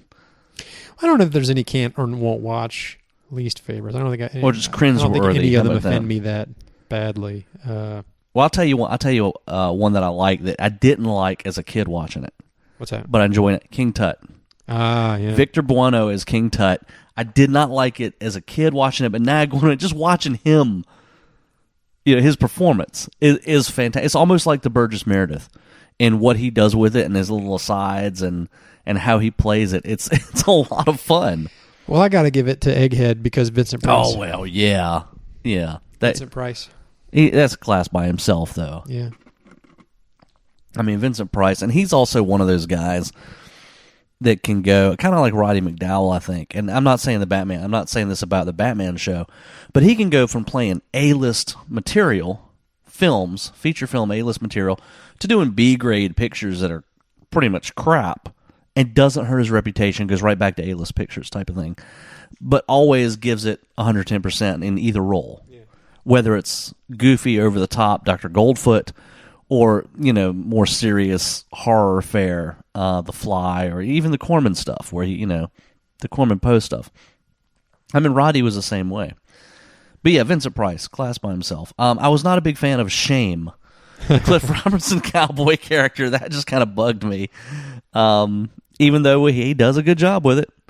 Now, I think you did say one of your least favorites we were talking about a week ago was Milton Berle. Yeah. Not so as I said, not so offensive. I wouldn't watch the episode, but the whole let's come up with a generic gangster because Milton Berle wants to be on the show when there are so many other possibilities. Not so much for me, I would say. Yeah. I have to go with Uncle Milty. That and now I tell you, I did enjoy Liberace as Chandel. Seeing Liberace playing a villain. And of course, his equally villainous, I think, cousin or brother, who was a gangster and it was a tough guy and talked like this. Not at all like Liberace. But not his brother George. No, not his brother George. I wish my brother George were here. But inspired making Liberace a villain on the show, who at the time was mega popular. Yeah. Now let's we're talking favorites here. Favorite Bat gadget. Oh boy. Or okay, let's narrow it down a little bit, okay? Favorite Bat gadget from the utility belt. I know mine. Oh, okay. Well, I mean, I feel like I should pick some other than Bat Shark repellent. Well, I was about to say I feel like I should That's universal. Pick some outrageous gag instead of something very basic and utilitarian, pun intended. But no, just something that was cool to you personally. The plain old Batarang, man. Of course, it was awesome, and everybody wants one. Yeah, the plain old Batarang. Yeah. Just to see it. Just to see a real working one. Well, you know what I mean. It's a prop. Well, but to see it in 3D physically in front of you. And the cool effect they did to make it look like he was quickly climbing up the bat rope. Yeah. When they pulled him up on the wire. Yeah, that looked cool. It didn't look bad at all. And they did it. Didn't they do it twice in the first two-parter, or was it once in the first? They've the first one, once in the second. Watching the first season in order, they do it several times in the first cool. season. Yeah. Cool. I gotta say, the Batarang is a given, and prop geek. Okay, I don't know if you ever noticed, but the Batman, Robin, and Batgirl's Batarangs were slightly different. I know the Batgirl one was different. The Batgirl and the Robin, I think, are pretty close to the same, just different colors. Yeah. Hers is purple. Robin's is blue. Yeah. But the Batman Batarang was actually half again bigger than the Robin Batarang and folded where the Robin Batarang didn't fold. And it was slightly different shape too, where Robin's was more rounded. The Batman Batarang was angled, and I'm geeking out on that right now. See, it comes back around. It's my turn now. Yeah. This is my Shatner hairpiece moment. And I'm not ashamed of it. I'm owning it. But no, my favorite Bat gadget other than that had to be the Bat Shield. First time I saw that as a kid, I forget what episode it was. Maybe it was a Penguin episode, and they're getting ready to shoot a ray or shoot guns, and Batman reaches behind his utility belt and pulls out this little piece of plexiglass that has hinges and fold, and he unfolds this thing into like a shield that he and Robin can hide behind. And it doesn't bend or move, and the bullets are bouncing off of it. And he pulled it out of his utility belt. That's damn handy, is what that is. It's damn handy, but it looked cool. It had the bat scalloped edges going around it, and it was clear with, I think, blue and yellow trim, and said Bat Shield on it, in case he forgot that was the Bat Shield. But I love it. I would love to have one. You mentioned Robin a couple times during this discussion. Yes. And I really do. I want to talk about Burt Ward. Let's do that for a minute, because we talked about how great Adam West is. And he is, man. And I don't mean he's good for that kind of thing, or there's no qualifiers or caveats on it. He's just good. He's good. Damn it. Okay. But you're saying he's good. I'm saying he's good. Is what I'm saying. Make a note. But if I had to describe Burt Ward in this series with a single word, it would be game. Game? He's game. He's up for it. Enthusiastic. Yeah. I mean, enthusiasm informs the performance as Robin, but not only that, it's just like whatever they gave him to do, he just attacks. Like in the episode that we watched, the Catwoman episode, where they give him a drug to and he had to act like, hey, baby. To make him bad. It's a swinging time. He just attacks it. He's game. He's just whatever. Just so much energy. He's fun to watch. Just dives in head first. And in those early episodes, there's two shots of him of Burt and Adam standing side by side as Batman and Robin talking to Commissioner Gordon or doing whatever they're doing. And it's a struggle for me to decide whose face I want to watch during those shots because they're both just giving these great facial expressions the whole time. It's genius.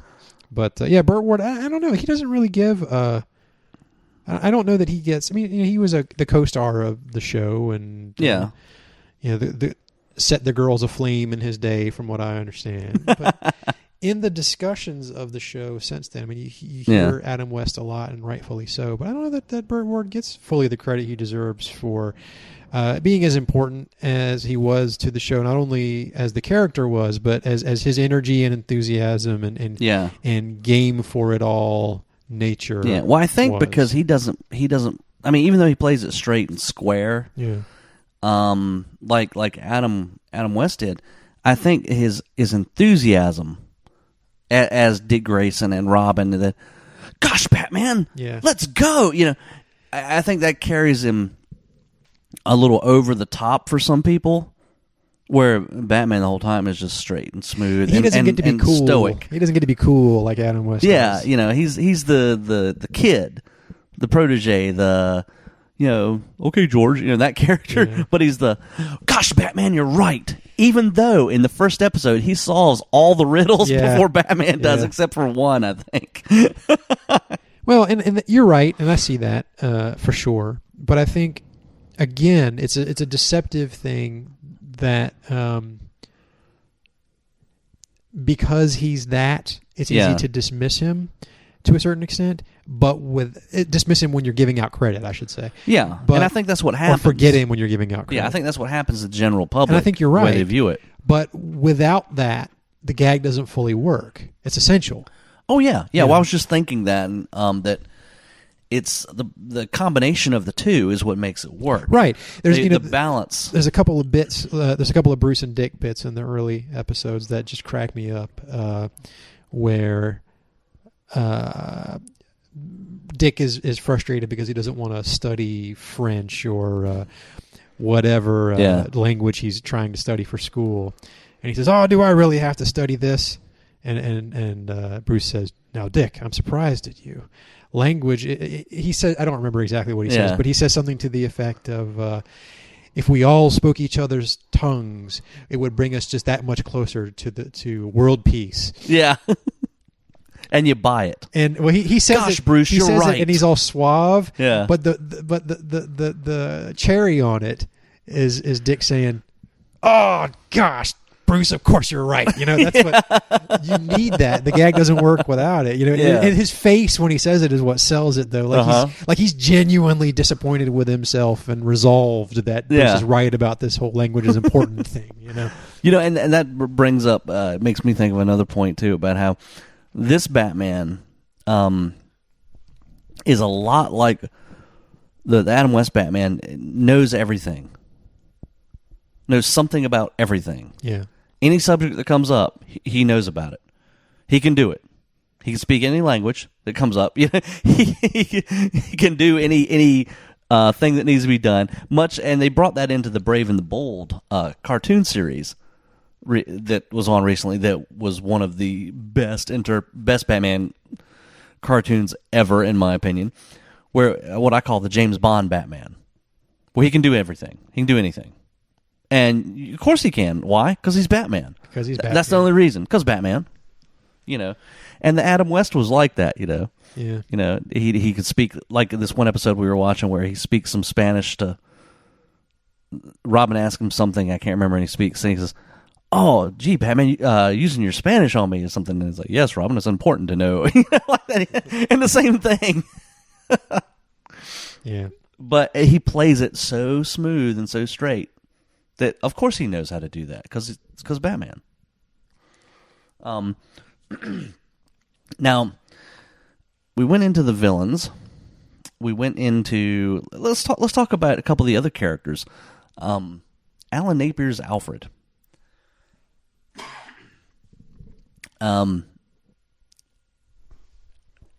Taking care of Batman and keeping Aunt Harriet in the dark and being the proper British gentleman about it.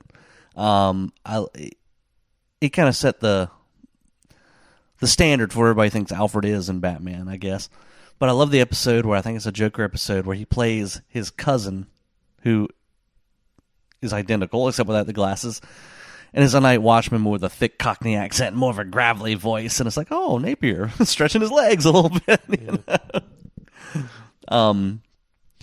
Well, the character, as he appears, is one note really, but it's a pleasing note, and I enjoy hearing it. Oh yeah. Well, he's basically there for them to sound off of. Yeah. When they're Bruce and Dick. He has his moments where he gets his little fun asides. On his Alf cycle. Yeah. And in third season, he's the only person that knows Batgirl is Barbara Gordon. Yeah. So that gives her a confidant and a go-between. But Aunt Harriet? The Aunt Harriet character confuses me. What is the point of her? The point of her was so people wouldn't make say anything about two men or three men living alone in a house together. Is that what that was? That's exactly what she was brought in, and she was briefly in the comics for that too. Well, she was brought into the comics after the TV show. Yeah. Yeah. But it was because there was that thing about Bruce and Dick, they're gay, because they're the older man and younger boy, they live together. Yeah, that was a bunch of crap. Not there's anything wrong with that, but that's why I think she was brought in on the TV show. Well, from what I recall, the older man and young boy thing, there's something wrong with that. Well, let's be clear here. But well, after you reach a certain age, but she serves no purpose in the show, even comic relief wise. She's weak. Yeah. Fortunately, she's only in each episode very briefly. She has just a couple little bit of business to do, and then she's out of the picture. Yeah. Now, as we move on down the characters, Commissioner Gordon and Chief O'Hara. I love anytime they're both on screen. Yeah. They play it straighter, especially Gordon. Yeah. So, Neil Hamilton. Yeah. Plays it straighter than Adam West. He's in a serious movie. He's in a drama. Yeah. And God bless him, man. I mean, he sells the Gordon character, and Chief O'Hara with his Irish cop bigora. Yeah. Playing the broadest of broad stereotypes. He just needed a pint of beer in his hand, and it would have been over. Flask of whiskey. Yeah, but they are gold anytime that they are on the screen. I love the scenes of them, and especially the ones where Gordon is and there's other cops or the mayor around him, and as soon as the adventure begins, this is, must be the Penguin again. Do you think you can stop him, Chief O'Hara? What about you? All the Captain? cops. And they're like, all the cops are looking at the ceiling. Like, yeah. doo-doo-doo. And Gordon's like, there's just one thing to do, and they look over at the bat phone. Yeah. And they all look. They all shake their heads like, yes, you're right, Commissioner. Yeah. And he walks over there sternly and picks up the phone like it's a sacred duty. It's amazing. I love seeing them on screen. How about this Blu-ray transfer? Let's talk about. What's this? Rob and Tony have been at this thing for an hour and 45 minutes. Can they possibly continue? Find out next time. Same Fantasmo time, same Fantasmo channel.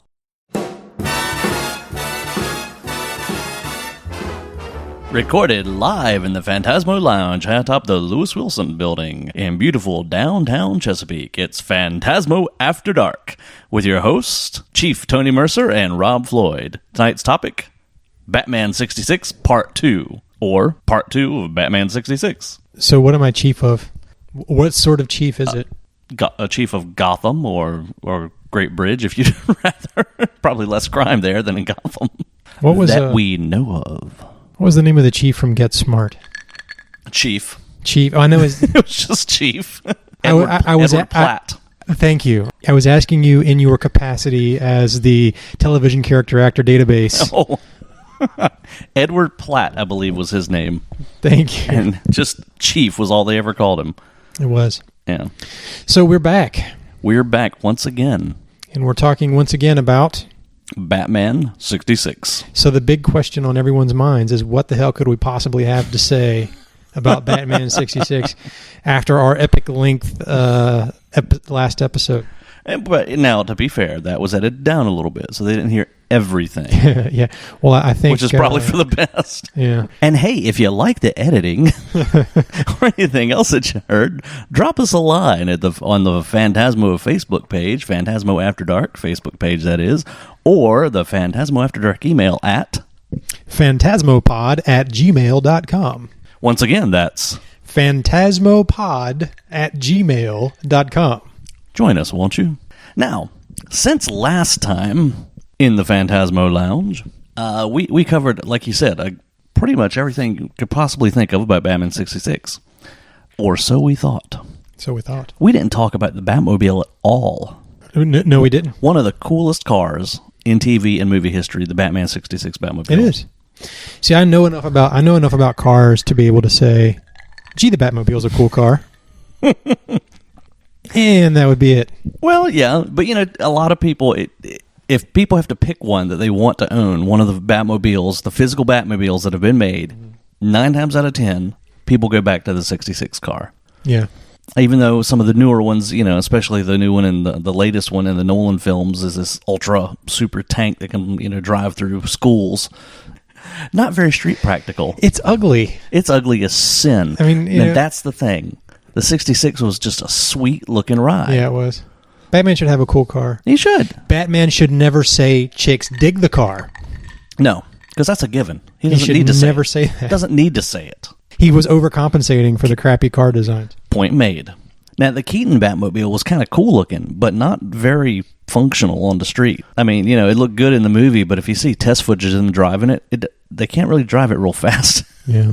Well, you can get street legal replicas of the 66 Batmobile. On one of the featurettes on the box set covers that. Actually, to talk to the guy who makes them. And I know that Jerry the King Lawler owns a replica Batmobile. Well, they a nice tie-in there, actually. Yeah, see? For all you wrestling fans out there. The wrestling. Not going to go on an Andy Kaufman tangent here, no. But anyway. Now, thank you very much. That was the first screen Batmobile we saw. If you go back to the serials, it was just a black car. Yeah. No fins on the back of it, no big fin going down the center like in the comics, or the big bat head on the front, but just a black car. That was it. Of course, it was a lot more inconspicuous that way. Yeah. But not quite as cool. It wasn't cool. No, not as cool. Now, okay, we got the car out of the way. It was a really cool car, everybody. No, one thing I don't think we talked about last time was the crossover episode. Oh, with the Green Hornet? Yeah, which is a big deal. Yeah, well, between us, you're the better versed in Green Hornet, so why don't you take that? All right, well, they did a crossover episode. And it was cool. And it was cool, yeah. No, it was weird for them to do it because, the Batman show was high camp and a lot of fun, and the Green Hornet show was just a straight crime show where the lead character just happened to wear a mask and, sort of a costume and had cool gadgets and stuff. And it was played straight and not camp at all. So it was very weird to put them together. I mean, the only reason, because they were both successful at the time and made by the same company. And it was really funny, truly bizarre to see, Bruce Lee as Kato fighting a standstill match with Burt Ward as Robin. Yeah. With Kato just, stalking Robin and Ward leaping around trying to stay out of the way. Well, Ward did study martial arts, and he says that he studied with Lee a little bit, and they sparred and whatnot. So, yeah, it's not too far out of the realm of conceivability. But I also heard that he was making fun of Bruce Lee on set, like his Chinese accent, and Bruce heard about that, and then Burt Ward heard that he heard about that, so... during some of the fight scenes, like, hey, we're just playing, right, Bruce? So we see him jumping out of the way. He's trying to stay out of the way. No, I was not aware of that story at all. That's what I've heard for the longest time. Whether it's true or not, I don't know. I wasn't there. Me and my rose-tinted view of Burt Ward and his Bruce Lee relationship. So how does that compare? How does that series compare to this one? Well, you talking about the series? I mean, the quality of the episodes and all that. Yeah, the Green Hornet show. It was cool. It was definitely, like I said, it was just played for a straight crime show. And the Hornet's whole thing is he's not a superhero. He's posing as a thug, as a criminal, to infiltrate the criminal underworld and stop stuff from within, kind of thing. Ah. So the other criminals think that he's a criminal moving in on the territory, and of course the police do too. The only one who knows his identity is the district attorney, as they tell him in the opening credits. So he helps him and gives him information, and that's how he stays kind of out of the way of the police. That sounds very much like a radio serial type character. Ooh, funny you should mention that because he was. Oh, okay. Yeah, the Hornet was on the radio. It's, it was the same time as like the Shadow. Okay, and all well, those other that's things. totally what that sounds like. Is Yeah. that kind of concept? Yeah. Well, it comes from, the Green Hornet was actually created by the same guy that created Lone Ranger. And, of course, Lone Ranger was on the radio, but the Hornet is supposed to be the great nephew of the Lone Ranger. So it's a family lineage. See, I think I knew that at some point, but I'd forgotten. Yeah. Which is really cool. The Now Comics did a great Green Hornet series back in the 90s, which really followed that lineage all the way through from the Lone Ranger through the different Green Hornets, through the radio Hornet, the serial Hornet, the TV Hornet, and then the Hornet today. That's cool. Yeah, it was a really good series. So was there, as far as the Lone Ranger connection, was there some sort of connection behind the scenes between the Lone Ranger radio show and the Green Hornet show, or somebody just decided it would be cool to capitalize on the Ranger by saying the Hornet was his descendant or something? Same guy created both. Ah, well, there you go. Yeah, Franz Stryker, I believe. Okay. I could have that wrong, but I think it is. I tell you, there's a really fantastic book on the Green Hornet by Martin Grams that I've got and I've yet to finish reading. But you talk about detail. This thing goes, and he got access to the Stryker family archives and his radio scripts, and every aspect of the Hornet laid out more than I could ever cover here. But getting back to the relation to the Batman show, the Batman show is a lot of fun. It's real light, and the Hornet is straight ahead. It's just straight. Here's the crime. Here's the thing that's happening. The Hornet's going to stop it in a half hour. And he has some cool gadgets, but they're not like over the top. He's got a gas gun that, gas knocks him out. He's got the Hornet Sting, which is like a electro-vibratory physical No, wait, sorry, wrong movie. Yeah, you were there. You got it. But no, it can, disrupt metal and locks and things like that. Right. And then Kato he's throwing darts. And one episode you see him pull out nunchucks, but you don't really see him use them too much. Other than that, but then the car is the big thing. Now, the Hornet did have a cool car like Batman, the Black Beauty, but it was just a big, mean tank of a car. It was a 66 Chrysler Crown Imperial that was customized. They made the back longer, the back cab longer, made it look more like kind of a big limousine type thing, but it was just a monster. It was like a rolling fist. When you say tank, you mean it was large and solid, not butt ugly like the Christopher Nolan Batmobile, No. right? It was slick looking, but it was big. I mean, I've actually sat inside a replica of one, and also in just a 66 Chrysler Imperial, not customized. They're big damn cars. I mean, you can play football on the hood of that thing. It's huge. I could probably lay down in the seat and not touch the doors. Huge car. But it was perfect for the Hornet because, it made him look like the crime boss sitting in the back riding a limousine with Kato as the chauffeur. And the car, it had the gadgets on the car. It had rockets, smoke screen, oil slick, and a scanner that he could send out and fly over the city with closed circuit TV. And so wait, how many seasons did that run? that was only one season. And did they? Was that in the wake of the success of Batman, or? I'm trying Because the crossover is in season 2 of the Batman show, right? Yeah. So if Green Hornet ran one season and they were concurrent when the crossover happened, then it had to have been during season 2 of Batman, right? Yeah. Okay. Yeah. So it was probably in there. I don't know if it ran exactly the same or if it was, overlapped some. But it's cool because that was when seasons were like 22 episodes instead of like, what are they now, 12? Yeah. So you got a lot in a season. And it was pretty cool. I mean, there was some good episodes. You got Kato, Bruce Lee fighting Mako. Right. In one episode, and they did jump the shark at one of the last episodes was like a 2-parter. I guess they were trying to cash in on the Batman audience a little bit, and they had a flying saucer. Of course, it would turn out to be a hoax, but not one of the better episodes. But there were some really good episodes, and totally different vibe than Batman. Not as much fun, if you just sit down and have fun and watch it, but I guess a different kind of fun. Not silly, goofy fun. I don't know. I love it. I like the Green Hornet. It's amazing, though, that it was only on one season and the amount of merchandise they did for it. Not quite as much as Batman, but I'm seeing stuff today that I've never seen before and didn't know they put out. Really, really bizarre stuff. From thing maker molds to, I don't know, there's a Facebook page for Green Hornet, vintage Green Hornet collectibles. And some of the stuff that's turning up on that is just mind-blowing. Yeah. Now, we didn't really get into the marketing and collectibles of the Batman series in the last episode, and honestly, there was so much of it. I don't know that we could possibly begin to cover it. Don't really need to, because if you can imagine a product that had Batman on it, that they were that existed in the 60s, then you could probably find one for this show.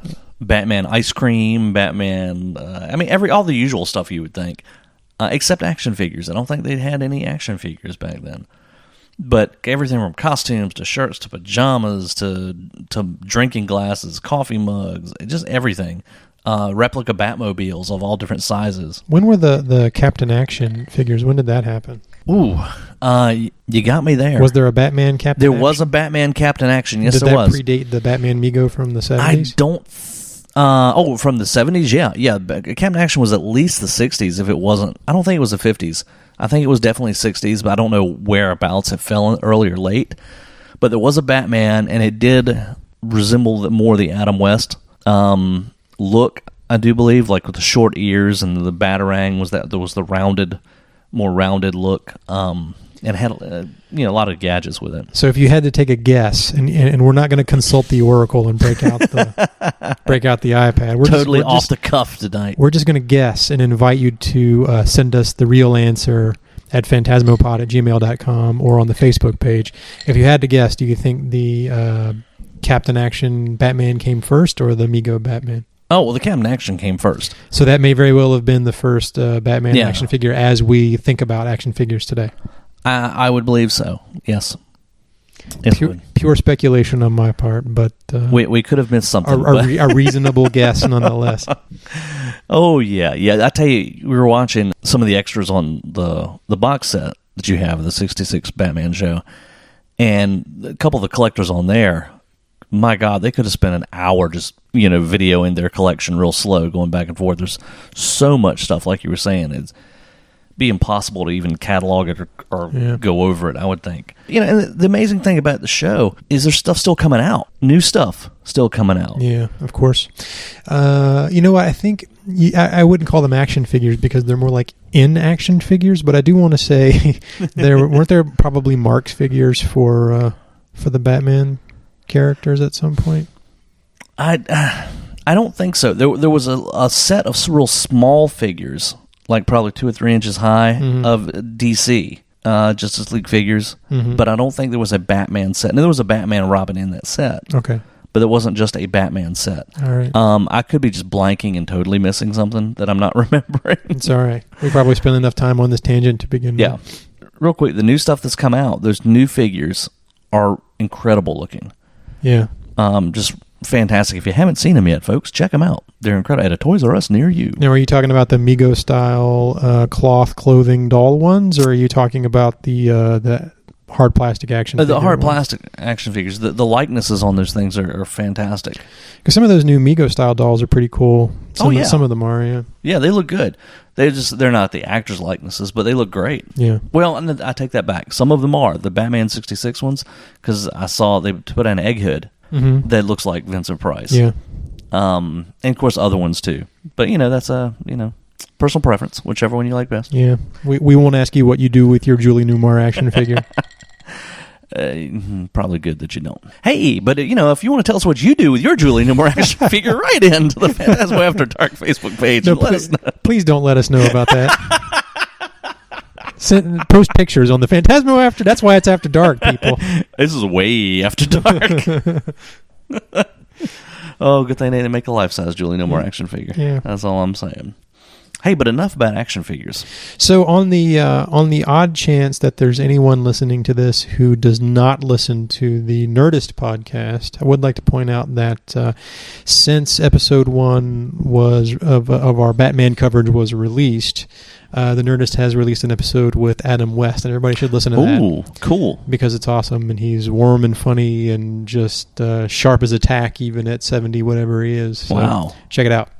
That's pretty cool. I'll have to check that out myself. Adam West. Now, before Batman, he'd done a handful of things, right? But never really took off. he talks about this in the Nerdist podcast, as a matter of fact, that the thing that the Batman producers saw that attracted them to him was some commercials that he did for Nestle Quick. Oh, yeah, I'd heard about that. Where he plays a James Bond, basically a Bond spoof is what they're doing in these commercials. And when I heard that, I immediately went to see if I could find some on YouTube. And you could find some of those out there. Oh, cool. Yeah, they're pretty fun. Which is funny because that ties right into what we were talking about last time about how much I would have loved to have seen Adam West do a spy spoof series, like a Matt Helm type thing. And a little sillier than such a series might need to be are those commercials, but that's pretty much what they are. Well, it seems like if that's why they picked him, and then after the success of Batman, that would be just a given for somebody to pick him, to do something like that. It's because after Batman, he didn't do much. No, well, what you always heard. I don't know if he has a memoir of those days available or not. If he does, I haven't read it. But what you always heard about him was that he was, horribly typecast after Batman, and nobody wanted to use him because, hey, that's Batman. Which isn't to say that he didn't work, because he did, but he had a hard time getting anything that wasn't deliberately attempting to cash in on the Batman thing. That's what I always heard. So that may just be a rumor, but that was sort of the received wisdom for a long time. And I imagine that it's true because the bizarre typecasting that went on in those days. Oh, yeah. You hear about it all the time. Just a lot of dunderheaded nonsense where people don't seem to understand how really you can effectively cash in on somebody's following like that. Oh, yeah. Which is a huge thing now. Yeah. Well, I mean, you look at the resurgence in Shatner's career. Yeah.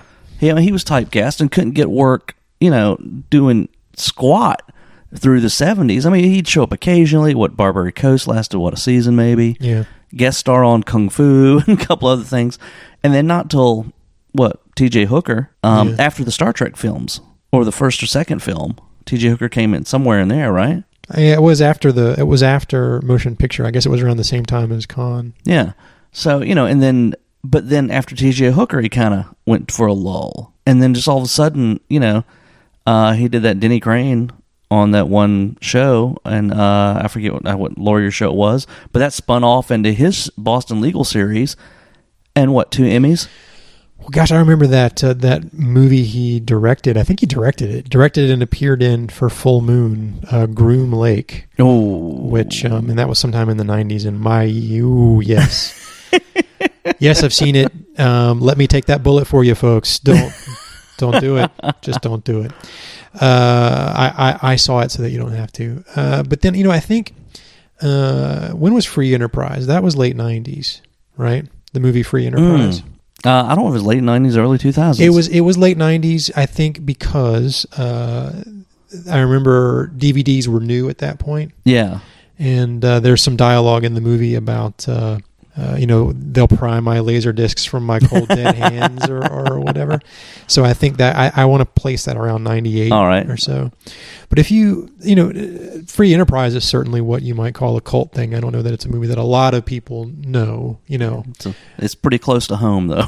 Well, and to me, it's sort of the prototype for the new Shatner. It's kind of, so I don't know how many people saw it or how many industry people saw it, or what role it played in actually getting Bill work after that. Yeah. But it certainly is the beginning of what I would call the new Shatner, this sort of playing with his own image, playing into his own image or against his own image, which he would do, from the Priceline commercials to Denny Crane and all these things. It sort of begins there. And, whether or not that's just something that he wanted to do and started doing it there, or people actually did see it and try to, build on it as far as casting him, I can't say. But you have to credit those guys with that. And, and if you haven't seen Free Enterprise, see it. Great film. It's a lot of fun. Great film. Yeah. But, it's because he and, Adam West are about the same age, around the same age. Mm-hmm. And Shatner to a greater extent, but Adam West's career is gone on the upswing. I mean, we got the Mayor and Family Guy, and that's been it's a goofy super parody of himself over the top, but it's kept him in the limelight. for as long as that's been on, and people want to talk to him. It's because you've got a generation of people running things. Well, you got a generation of creative people in Hollywood, some of which are successful enough to have a heavy hand in, deciding their own fate. Yeah. Did I mix a metaphor there? Anyway, who, grew up with Star Trek and Batman and think all that stuff's great, as opposed to thinking it's all, trash and they're above it and we're not going to employ that Batman guy or that Captain Kirk guy or whatever. I mean, the times have changed in that regard. Also, I mean, and I mentioned earlier how I don't think something like that would happen to someone as sort of beloved as Adam West was at that time now, because now everything is about established bankable brands. That we're in the era of the remake and the cash in. And why come up with something new when you can just quote unquote reimagine an established brand, right? Yeah. And it's not just true of titles, series, and movies and whatnot. It's true of people. Yeah. If you have somebody with a big following, whether it be a popular genre show with a cult following, or even just a huge ass Twitter following, nowadays it's a bankable thing. It's something that that will attract people with money to you, as far as getting you cast in things. So I imagine if you had if you had an atmosphere like you have today at the time that Batman happened, that would not have happened to Adam West. He'd have been all over the place and at the very least, he'd have made an awful lot of he'd have made a career out of guest appearances, Yeah. But I mean, look at like a Nathan Fillion. Oh yeah. Case in point. Yeah. All over the place. And everybody's always happy to see him because he's got his following, and folks know, when we bring him onto our commercial, a cameo in our series, an appearance in our movie, whatever, his following will be happy to see him. Oh yeah. So. Yeah. And they should have thought of that back then. Yeah.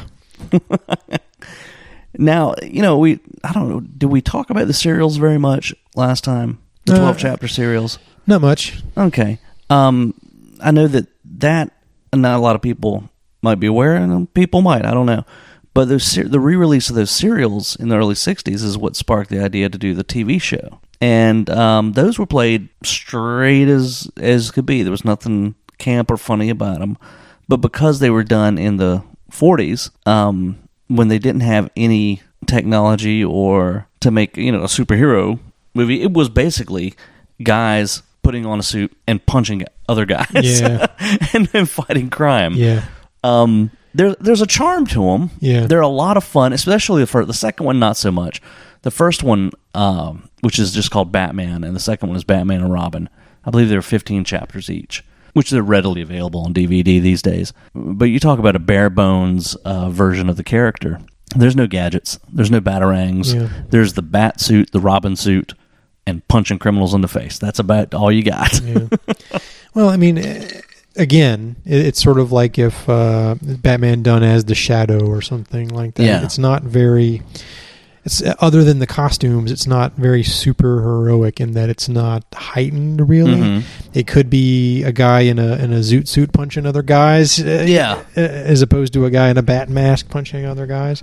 And that's not a value judgment necessarily. That's just the I'm not saying that's good or that's bad. That's just sort of the tone of those things. And I find them enjoyable in small doses. Oh yeah. I couldn't sit and watch all 15 segments in a shot. No, that's hard to do. No. I've tried. Yeah. And even with some of the other ones, like that are, I mean, some of them are pretty good, like the Phantom and the Captain Marvel. But it's the same thing, watching over and over, because you get the just like in the Batman series, you have the cliffhanger ending, and the next chapter you get a minute or two of recap, which is basically the last 2 minutes of the previous episode in the serials.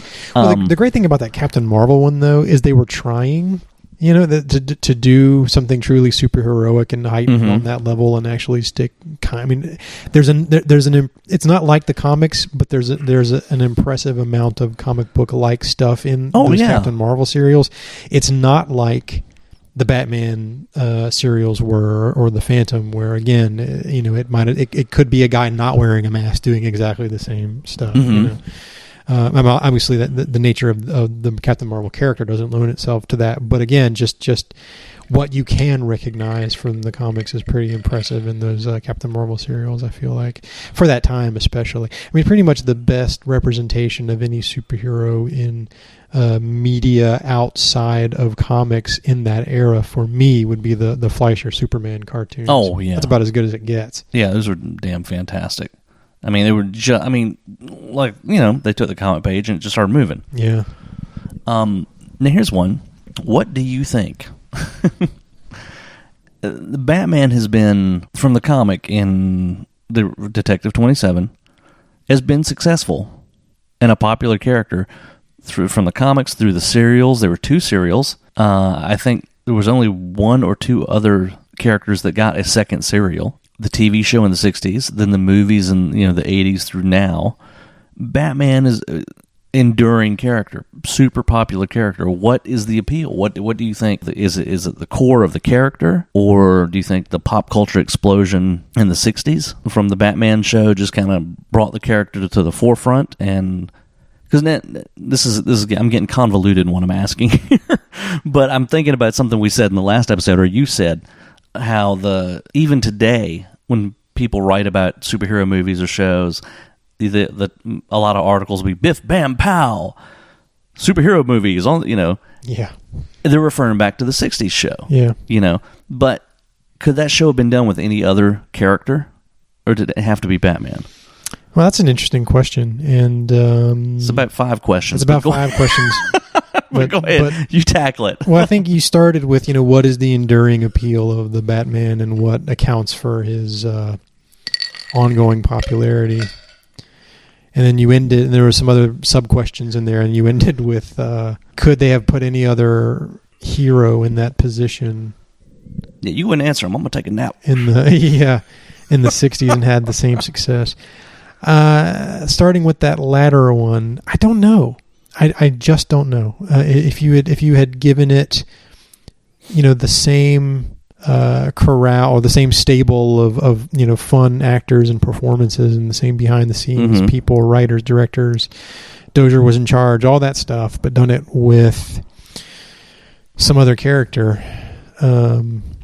It's tough. That's a tough one. Yeah. I think you probably couldn't have done it with, and I'm spitballing here, but you probably couldn't have done it with any super-powered character. Yeah. And the cliche, and this ties into what's the enduring appeal. The cliche about Batman has become, it's because he's a regular guy. He's not like Superman. He's not some alien from another planet that you can't identify with. He's a guy that experiences a tragedy, and then he trains himself to be the best that he can be to tackle that tragedy. And that's what people say the appeal of Batman is. And hey, you know what? Maybe that's true. I don't really know. I'm not really qualified to say. But it's become such a cliche that it's become one of those things that people just say automatically. And I always wonder, okay, is that really what you feel about Batman, that you identify with Batman more than Superman? Or is that just a convenient and intelligent sounding thing to whip out when you want to explain what the appeal of Batman is? Or is it just that you like bats? But I think in this case, for a number of reasons, not having the burden of superpower related special effects probably helps that show a lot. Yeah. Yeah. Did you ever see the pilot they tried to do for Wonder Woman at the same time? At the same time? So this is before the Kathy Lee Crosby one? Yeah, this is around the time of the 66 show. I have not seen that. It's on YouTube. It's just about 5 or 6 minutes. And it was going to be kind of campy like Batman.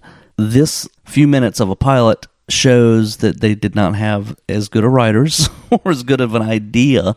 Yeah. It's like this regular girl, and I think she lives at home with her mom, but at night she's Wonder Woman and goes out and fights crime. And it looked like it was going to be a train wreck. I'll try to find it and put it up on the page since we're talking about it.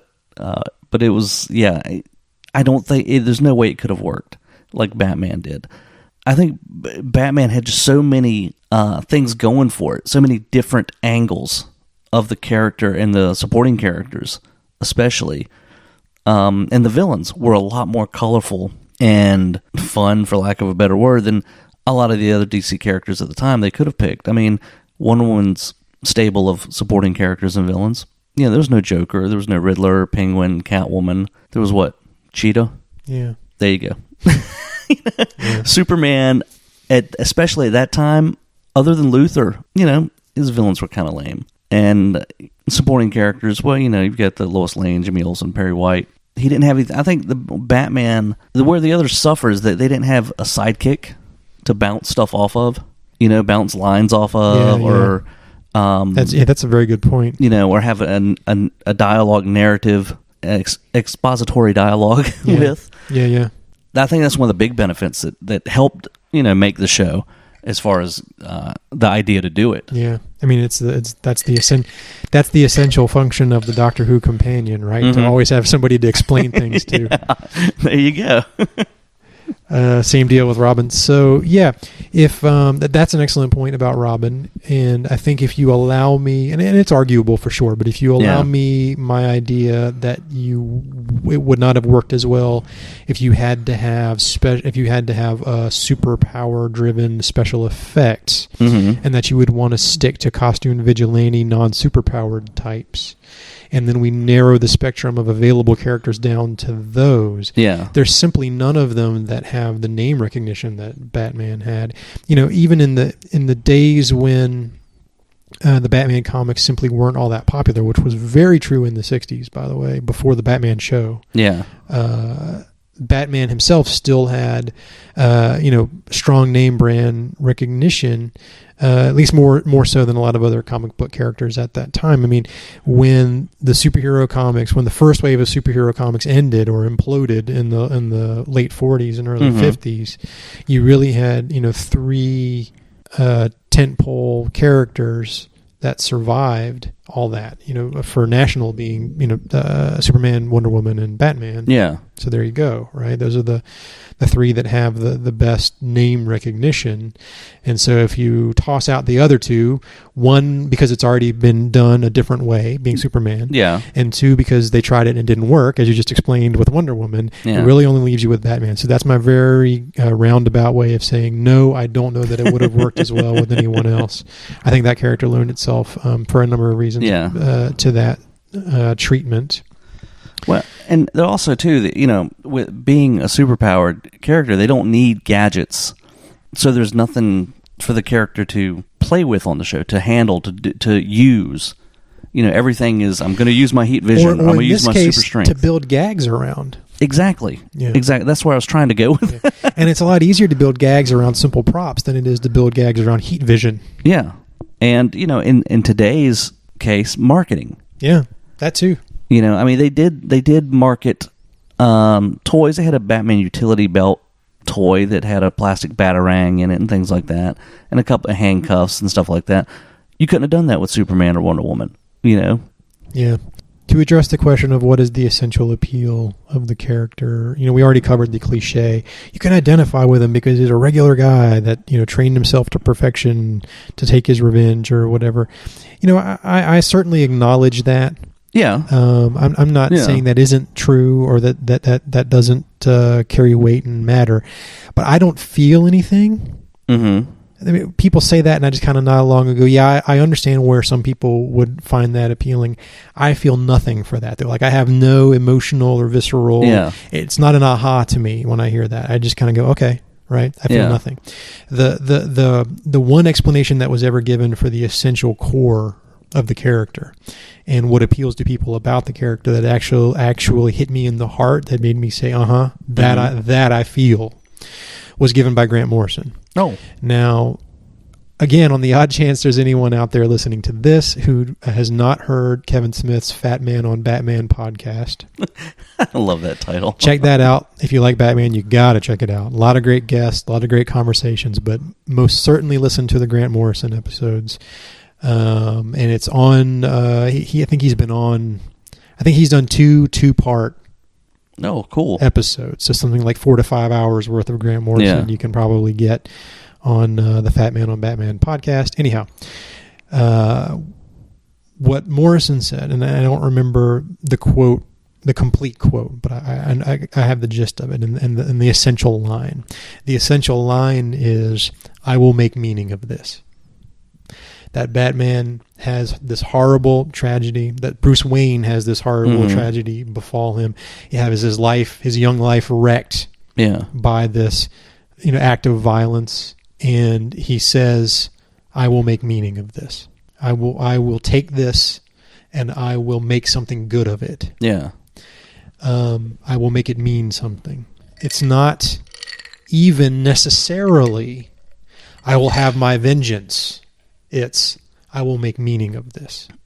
And you see the difference there. Yeah, it's a random violent act, and there's no, in his child's mind, there's no cause for it. There's no reason for it to happen. But he's going to make his life is going to, there was a meaning for that to happen. And I think that the search for meaning, or the desperate longing for meaning, is just one of the key essential pieces of the human experience. Mm-hmm.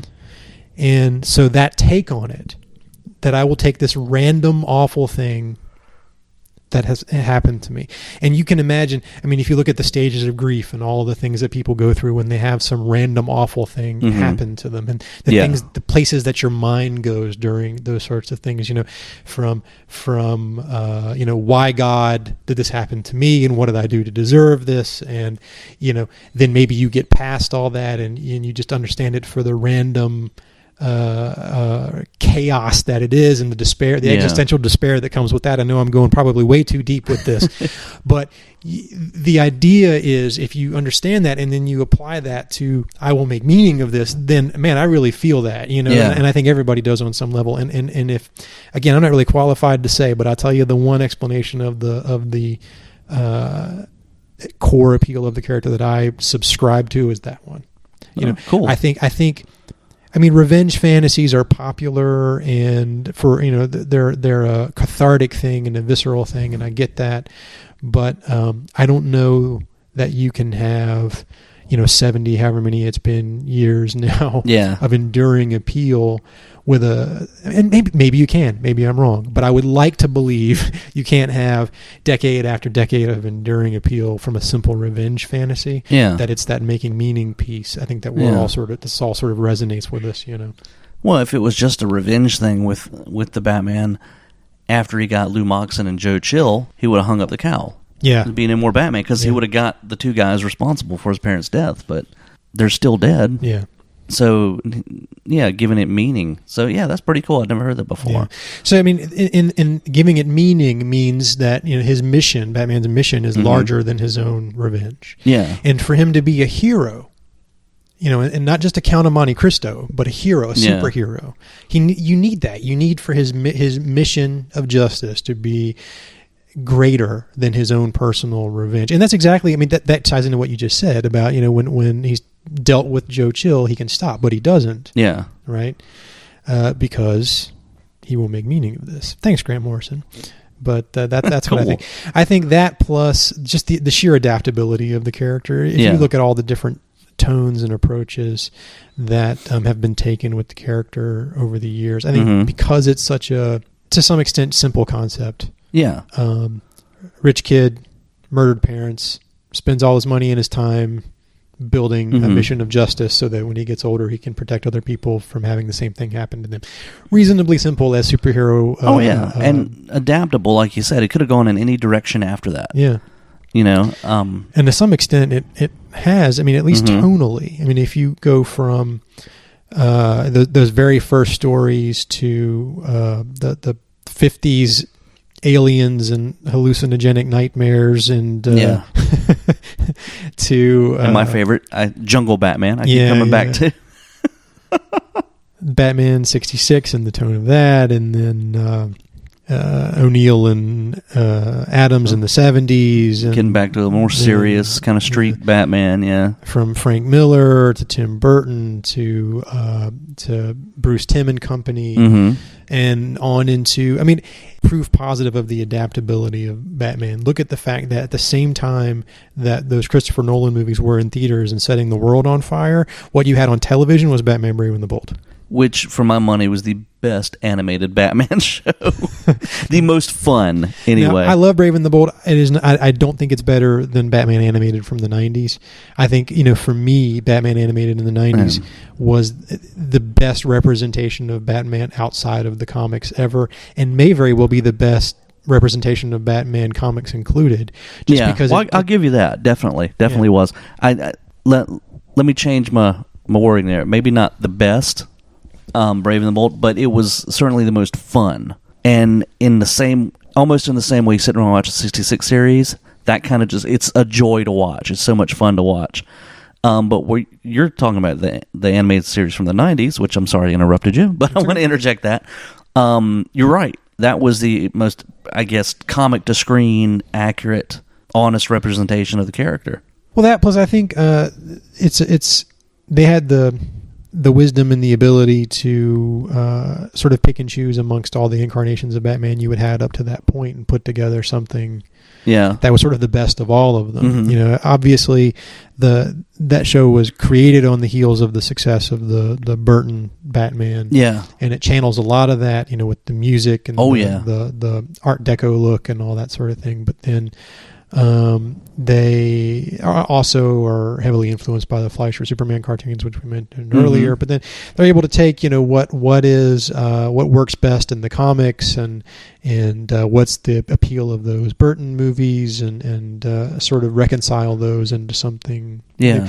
And they don't always get it 100% right, but most of the time. Yeah. Well, the appeal or the influence of Batman, I should say, on pop culture and such. The cartoon's a great example because that animation, when that came out, there was no other cartoons that looked like that had that kind of style and look to them. But after that, there were quite a few that tried to emulate it in some way. And the DC cartoons themselves just kept on going with that same style. The Bruce Timm stuff, anything he had his hand in looked like that style. But there were other things that kind of tried to emulate it. That more stylistic look instead of a realistic look to the characters. Just as the way everything after the 66 series, well, not everything, but everybody thought of superheroes as biff bam pow and funny and comedic, and anytime they were talking about bringing a superhero movie to the screen after that, it was, are we going to go serious or are we going to go comedy? Yeah. And they were always leaning towards the comedy, but thank goodness that they went serious with most of them, and then we finally got the good, the 89 Burton Keaton film, which, set the stage for everything that's come after that superhero-wise. Yeah. Which it's funny to me, when you look back at those now, there's a little bit of camp in them. There's a little bit of camp in everything, what's his name? Tim Burton does. Oh, yeah. Yeah. But there's a lot more humor in those movies now than the reaction to them at the time really allowed for. You'd have thought it was The Godfather with capes when in '89, as far as the way that people took it as that's great.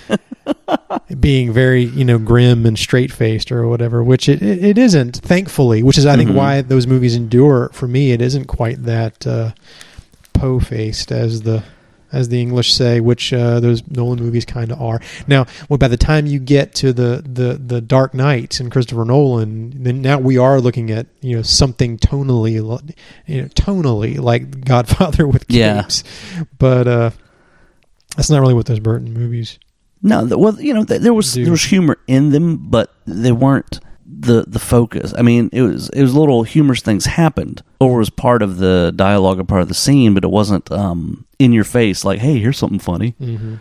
Oh God, there was a couple of instances, like Jack's line, where he first meets Batman, and after Keaton sets him down, he says something about nice outfit, trying to be smart, and funny about it. And he turns around and Batman's gone. Hey, Slim, that's a bad outfit. Even back to Christopher Reeve.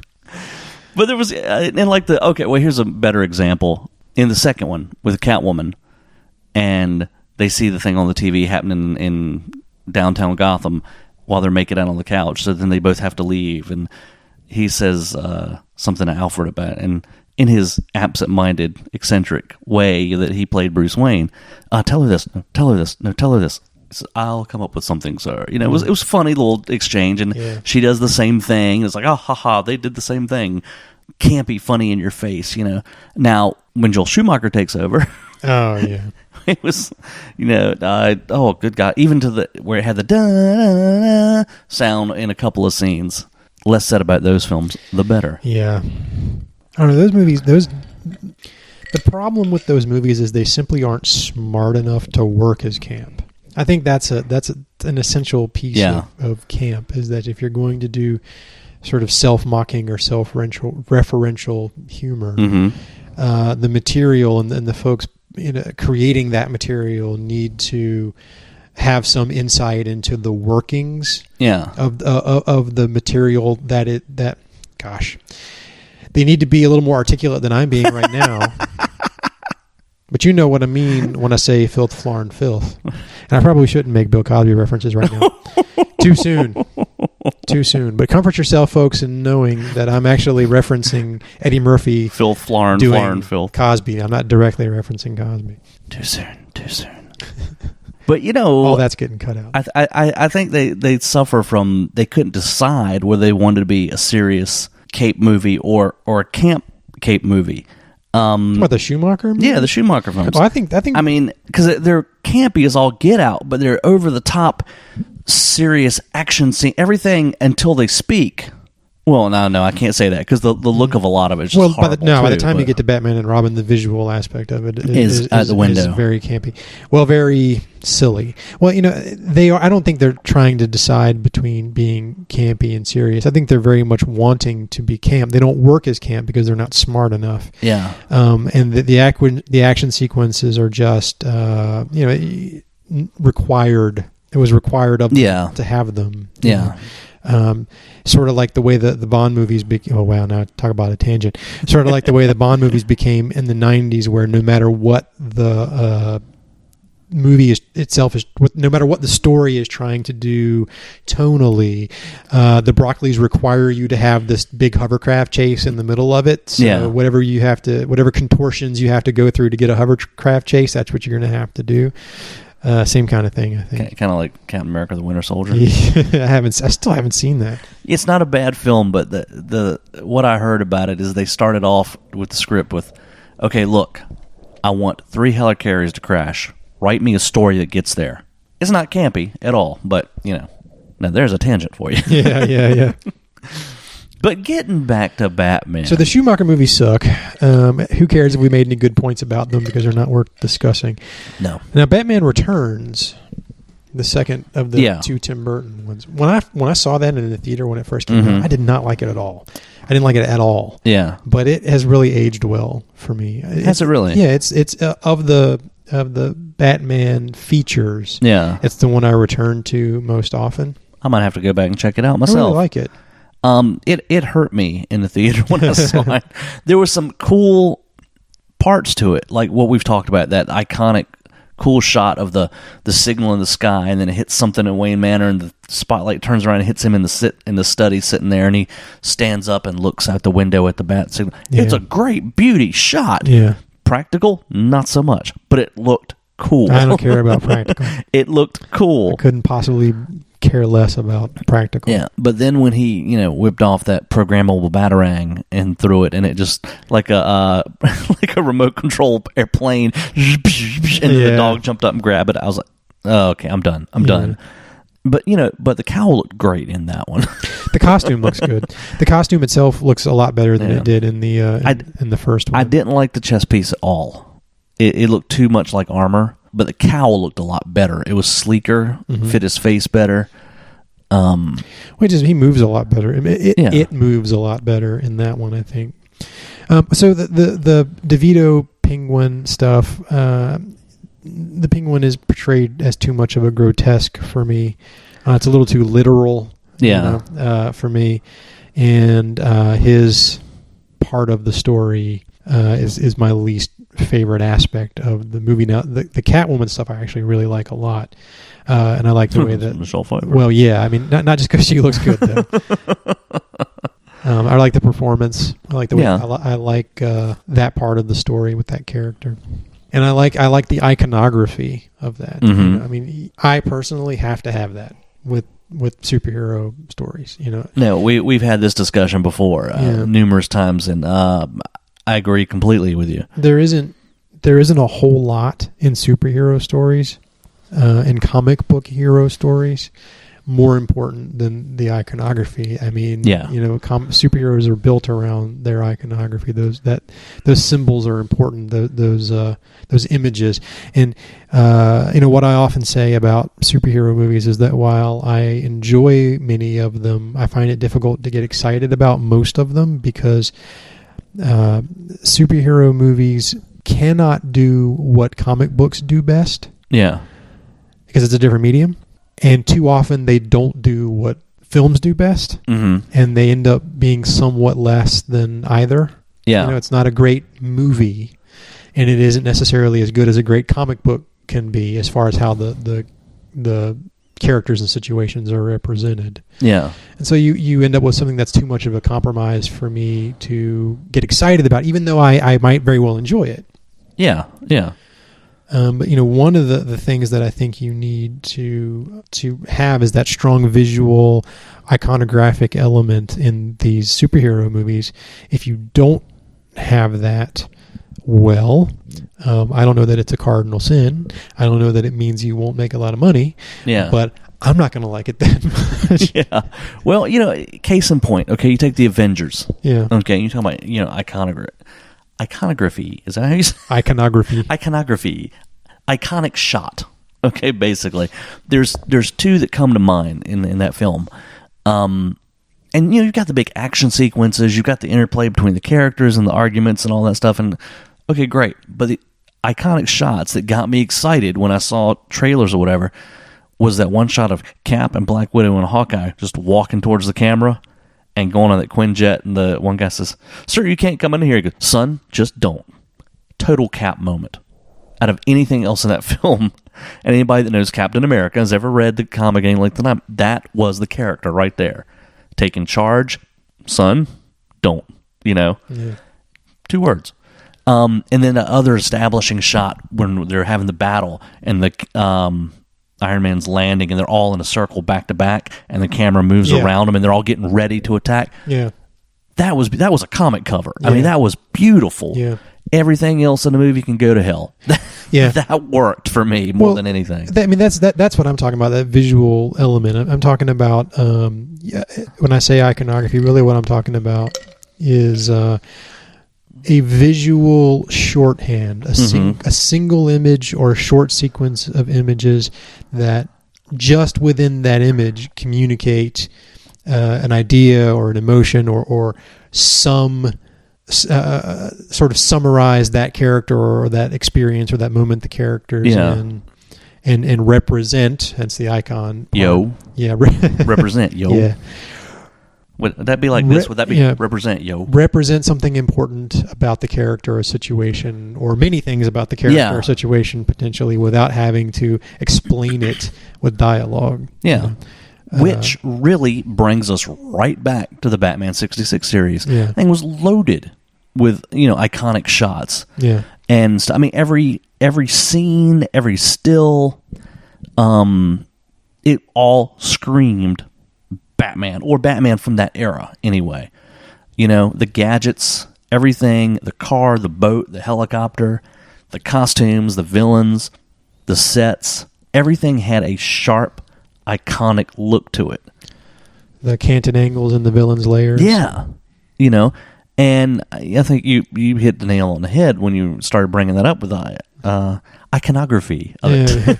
Well, I mean, there you go. I mean, it represents, that canted angle represents the askew frame of mind of those villains. Right? Yeah. As opposed to, because I couldn't not bring this up if we're going to talk about it. As opposed to Kenneth Branagh directing that Thor movie where he uses canted angles to establish mundane spaces for no apparent reason. Like, we're out of hospital now. Tilt the camera. What? What? What's supposed to be happening here? Go back to Shakespeare, Branagh.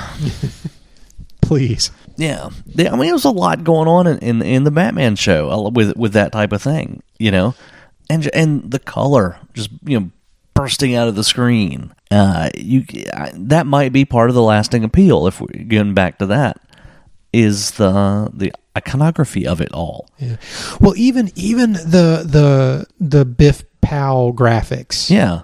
With the horn stings during the fights, and if you watch the featurettes on the box set, one of the folks behind the scenes points out how they're hiding what's actually happening in those shots by doing that. Yeah. And in doing so, suggesting more action than is actually happening on screen. Yeah. That's kind of like what comic books do. Yeah. Right? That's what I'm talking about. I mean, you can have 3 panels of punches that tell the story of an entire fight. Yeah.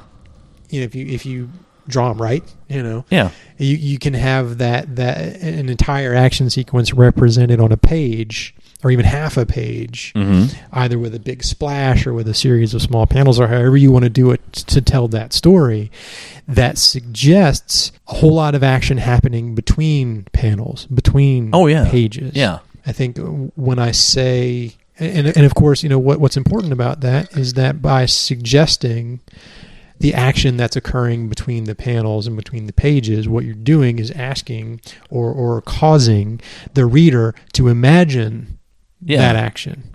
So you as the reader are participating in the scene. And when I said earlier that movies can't really do what comics do best, that's a big part of what I'm talking about. Oh yeah. But they can approximate it by doing what movies do best with such imagery, and at least try. Yeah. Please, Christopher Nolan, can we give it a shot? Maybe. Well, we don't have to worry about that anymore. No, we don't. No. That's really cool. You bring that up with the Biff Bam Pow hiding the action and what you don't see. I mean, you see him throwing a punch, but you don't see it connect. Yeah. You see the pow, and then you see the guy flying back. How hard did he hit? Did spit fly out of the guy's mouth or what? Yeah. Did he lose teeth? We don't know. But you see him fly back, so he hit him kind of hard. But there's a way of doing that. So you see the swing, and you see the pow, and then you see the guy go flying back, and you understand in your mind exactly what just happened. Yeah. It's not like this super fast cut camera shaking montage where you don't know what you're looking at and you have no idea what's supposed to have just happened, but you feel agitated because the camera was shaking and there were images flashing in your eyes, limbs flying around at a super high speed, and that's supposed to be a fight. There's a difference, between obscuring action for effect in a way that actually evokes even more action in your imagination, and obscuring it in such a way that I have no idea what the hell was supposed to have happened. Yeah, exactly. And, exactly. God, man, I don't want to go off on an old man rant here, but I can't understand how anyone who likes action movies can be satisfied with that sort of quick thing. Cut shaky cam. What's the because you're not point? seeing any action. There's no. Well, you certainly feel excited. You're agitated. That's a fast cutting and camera shaking. If by agitated you mean I get pissed off, yeah. Well, fast cutting and camera shaking. There's a time and a place for it. When I say things like forgive me if I'm pointing out the obvious or trying to sound like Mr. Know-It-All, but like I don't do that anyway. Well, not consciously. That's getting cut. Anyway, that's gonna be your intro next one, and that one really is getting cut, as opposed to the joking that's getting cut. That's real. That's happening. What was I saying? Oh yeah. So I mean, the idea that certain camera angles, certain camera movements, certain cutting techniques, certain cutting paces, the use of montage for effect. Yeah. That these things, depending on how you approach them and what technique you use, evoke certain specific emotional and psychological reactions in the viewers. That's real shit. that was studied and documented and nailed down in the very early history of cinema by the Russians. Okay, Yeah. When you go back to when you hear the term Russian montage and things like that, you know, that's what you're talking about. And the Russians, among As others, opposed to a Rocky montage. but they're famous for it. You know, I mean, if you talk about Eisenstein and Potemkin and all these things, are very much studies in how manipulating the image can affect the emotions of the viewer. Oh yeah, so of course. So you know, the film grammar and vocabulary is predicated on the idea that certain things that you do visually are going to cause the audience to feel a certain way about what they're seeing. Yeah. Pretty much every single time, unless they're just not paying attention. Mm-hmm. So when I say, you know, canted angles do this, they are used for this. This isn't me just saying this is what I prefer to see them do. This is freaking what they actually are meant to do, you know. So yes, when you shake the camera, it agitates the audience. Yeah. And if what I've sat down to do is take a roller coaster ride and feel like I've just experienced something, and I'm open to this idea of movies being amusement parks, then maybe agitating me and having, you know, bouncing handheld first person cameras for chase scenes and things like that. Maybe that first person perspective, that video game approach, maybe that's exactly what some folks like and are into, and that's what they enjoy. But that ain't me. You know, no, if two guys are going to punch each other and one is supposed to win, I want to see how it happens. Yes, please. I want to see the punches and the kicks and how the other guy gets the best of him. I don't want to see the quick cut, and one guy's laying down and how did he do that? What the hell happened? A great point about that or example, I was watching a while back before Halloween for some reason, Freddy vs. Jason. I watched the extras on that, and I forget who the director was, but he's an Asian guy. Ronnie Yu. And he was saying in that he just set the camera, when the two iconic characters were on screen, he set the camera still and let them fight, because most American directors don't know how to direct action scenes. Yep. And he was right. Yep. That's what you want to see, these characters move and go at it. You don't want to see quick cuts and, like you say, and not be able to tell what just happened. Well, you know, so and what I think is just a lot of folks I think Ronnie is exactly right. I think a lot of American directors nowadays don't actually know how to direct action or frame action or shoot action, and so that's why you see a lot of this obscuring action nonsense going on. I mean, you know, Scorsese said, "A confident director stays with the shot." Yeah. Roll that around in your head a little bit. You know, and this is not a man who does not know how to use montage for effect. Yeah. I've never seen Casino, for Pete's sake. That thing makes me dizzy in places, but he's right. Yeah. Simple as that. Mm-hmm. If you know you got it and you're confident in the actors and in your setup, you stay with the shot. Yeah. Which, going back to the 66 show, you look at it would take the action scenes, the fight scenes. Camera doesn't move around a whole lot. Yeah. You know, you want to see, that's what you want to see. You want to see Batman and Robin. You want to see these flashy costumes punching those other flashy costumes. Yeah. You want to see the characters move and be alive and do something. So you establish a shot and you let them go, and then it will cut to maybe a closer up of just one or two of them, and they'll have an exchange, and then go another long shot, and you see the whole thing. Then another, maybe a close up of Batman and whoever he's punching. But it's not that quick cut. It's trusting the shot and letting the action happen in front of the camera. Yeah. And you know, that's what great thing about the show. You get to see everything that's happening in it. Yeah. You know, all the scenes are like that. Yeah. It's funny because I think we are avoiding talking too much about the Christopher Nolan movies. I think we're sort of purposely doing that. We didn't discuss avoiding it. Yeah. We didn't discuss anything. We just started talking. Okay, here's my take on it, okay? Yeah. I saw the first one. I think we saw it together. Yeah, we did. Okay. Enjoyed it. At the time, it was different. And from the get-go, I hated the suit. I hated the mask. His head looks round and weak. Doesn't look strong. Bulbous. Yeah. And for me, that takes me out of it. Yeah. You know, it takes me out of the whole movie because the character doesn't look strong and in charge, which is what Batman is. You know, I can't buy the character. The rest, I like Christian Bale. All right, I like the other actors in the movie. You're not Christian Bale. Well, I didn't like that much. But the rest of it, it's like, okay, I enjoyed it. Watching it after that a few times, I enjoy it less each time. And the second one, I left the theater confused. Honestly, I mean, it was like, I don't think I really liked it. And then I watched it again, and it's like, okay, it had the scene in Japan where he comes in the building and takes the guy out, Yeah. That was cool. The whole thing with wasting Harvey Dent and Two-Face, completely wasting that character. And people are, okay, I'm going to get lynched for this.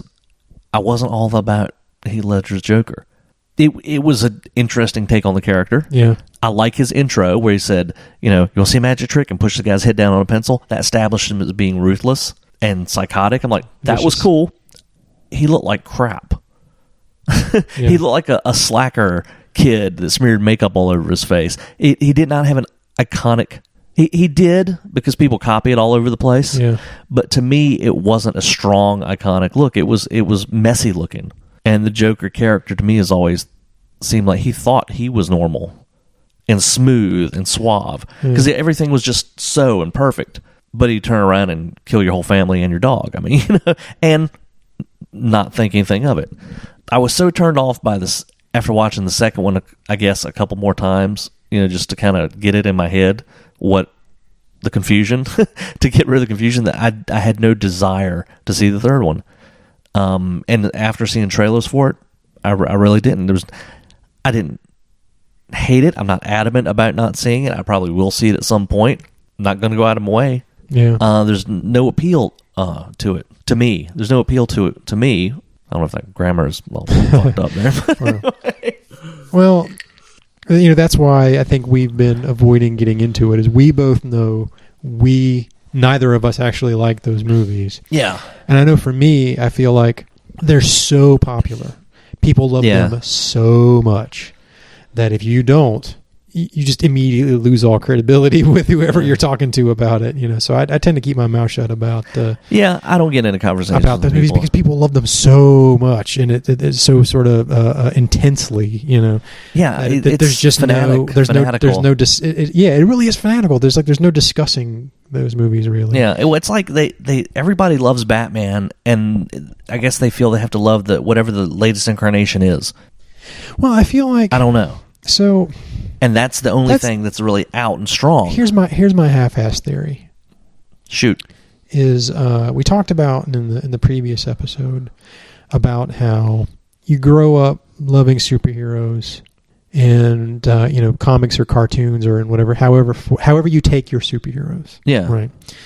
And Two sugars. Most likely, when you grow up loving them as a kid, you grow up with material that was, if not for children, then at least accessible to children. Yeah. And then you get older, and instead of saying, well, the stories that I loved as a child still have a place in my heart, and I still see the value of them when I enjoy them, you say, I want these to grow up with me. Yeah. Right? Okay. And when you're an adolescent, young adult, your idea of what grown up is maybe a little different. Yeah. Than when you get a little bit more mature than that. I think a very common adolescent thing is thinking adult or mature means all the things you weren't allowed to see or do or say when you were younger. Okay, yeah. So now lots of sex and lots of violence and lots of nihilism are quote unquote. You had me at the sex and the violence. Mature, or quote unquote mature and grown up. Yeah. So what people now, what a lot of folks, I think we've seen this in a couple of different generations. We saw it in comics. This happens, Yeah. You get into that adolescent stage, and then you want to see, the darker version of whatever it was that you were into. Yeah. So I think while you had the enduring legacy of the Adam West show, through the 70s and 80s, but you couldn't call, and the comics the Batman comics were often good in the 70s or 80s. You couldn't call Batman a cultural phenomenon again until 89, Tim Burton. Oh, yeah, of course. Then when that happens, there's really no point after that where you don't have some reasonably popular incarnation of Batman in popular culture, because after the Burton movies, forget the Schumacher movies, although those made plenty of money in their time, or at least but the animated series was going on. The animated series, right, ran all through that time, and then you've got Justice League, which very much continues the Batman character that was developed in the animated series, and he's got a constant presence, and now you've got a whole generation of kids who grew up on that, right? And so they're now young adults when this Nolan stuff is happening, and they are ready for that, man. Because here is this darker, more mature, more sophisticated take on Batman, and more sophisticated. and I'm describing it that way, sort of playing devil's advocate to a certain extent. No, I'm with you. I'm right there with you. And so it speaks directly to them, I think. Yeah. Because that's sort of the hero Gotham deserves. I'm trying to come up with a joke based on that line, but failing. That's what they're looking for. That's what they're getting. It's resonating with them. Yes, this speaks to me as a young adult or an adolescent or whatever I am now, because it's this very dark, pessimistic world view, and you know what I'm trying to say. And great, fine. I don't think that The Dark Knight. Now Batman Begins. Frankly, I thought it sucked. I thought it just sucked. Yeah. I don't want to belabor it, but I just didn't think it was very good. The Dark Knight, I don't think it's a bad movie. Yeah. I didn't watch that and think, gee, what a bad movie. I walked out of that thinking, that's not for me.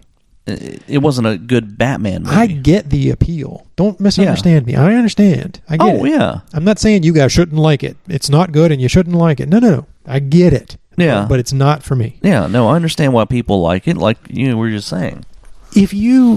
I don't understand what on earth is the point. Now, don't get me wrong. You can do dark, angsty superheroes. I'm totally cool with that. I don't have a problem with that. Yeah. You can do mature themes, and you can do high drama, and you can do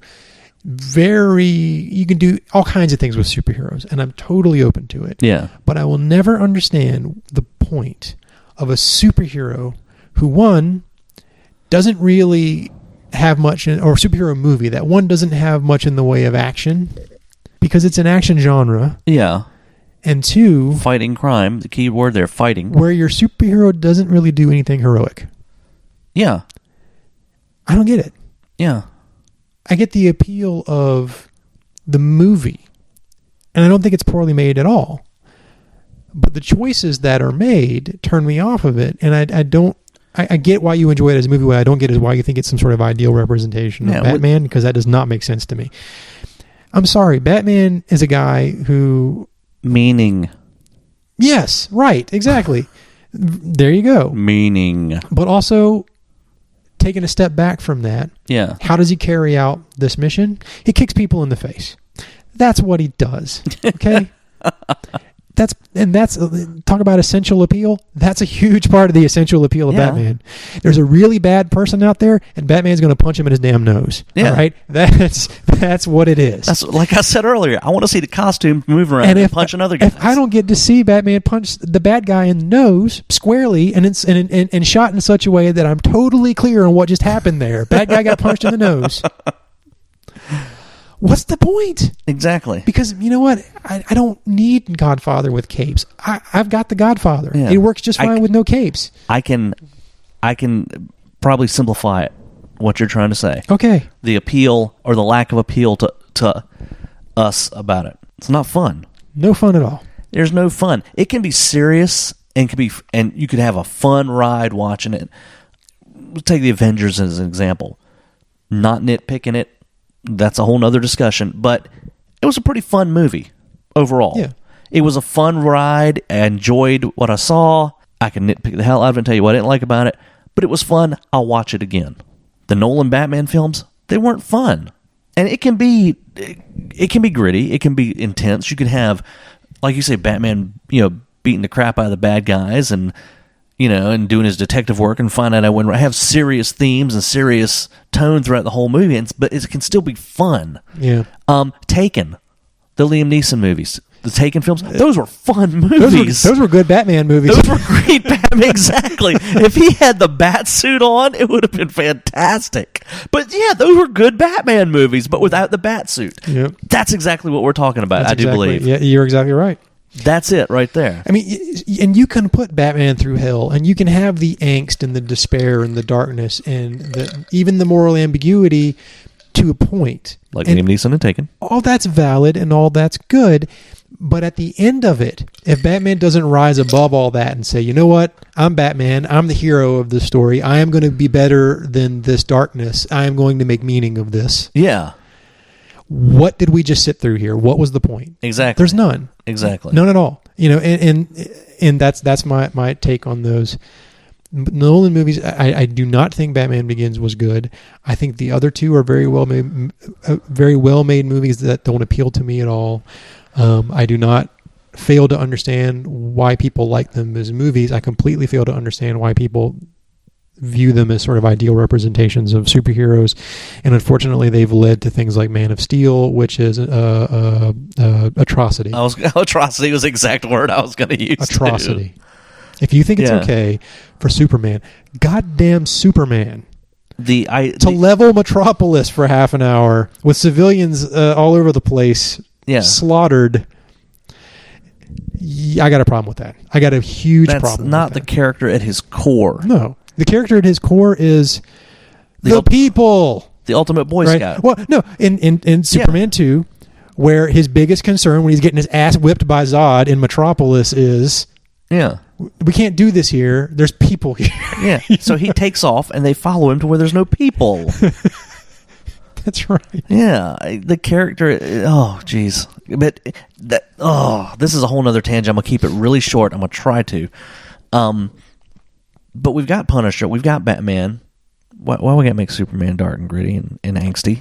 Superman, the character is not dark and gritty and angsty, and to write him that way is lazy, and lame.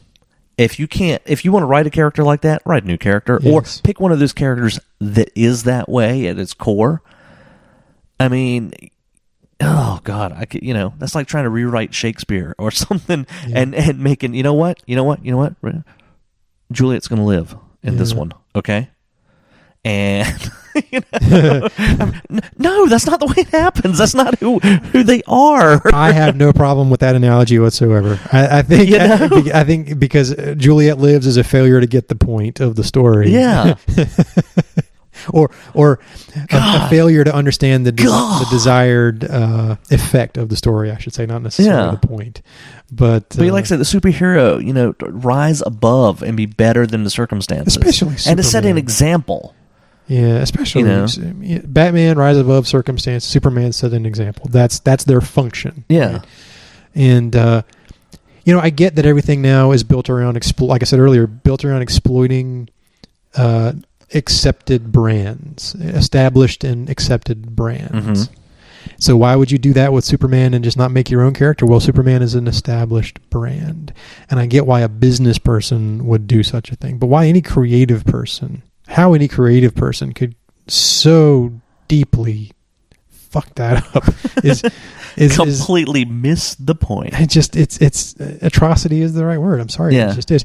And you mentioned the Avengers movie, and here's the which is a lot of fun. And I said earlier how I enjoy superhero movies. I just don't get all that excited about them. Yeah. And that's true, but the ones I enjoy are those Marvel movies are at the top of the list. Yeah. And the bitter irony of that for me, as someone who's both a comics guy and someone who for a long time preferred, that's not necessarily true now, and it's era dependent, but for a long time preferred the DC characters. Yeah. Is when you look at what's happened traditionally, going back to their origins, and we've talked about this before. Yeah.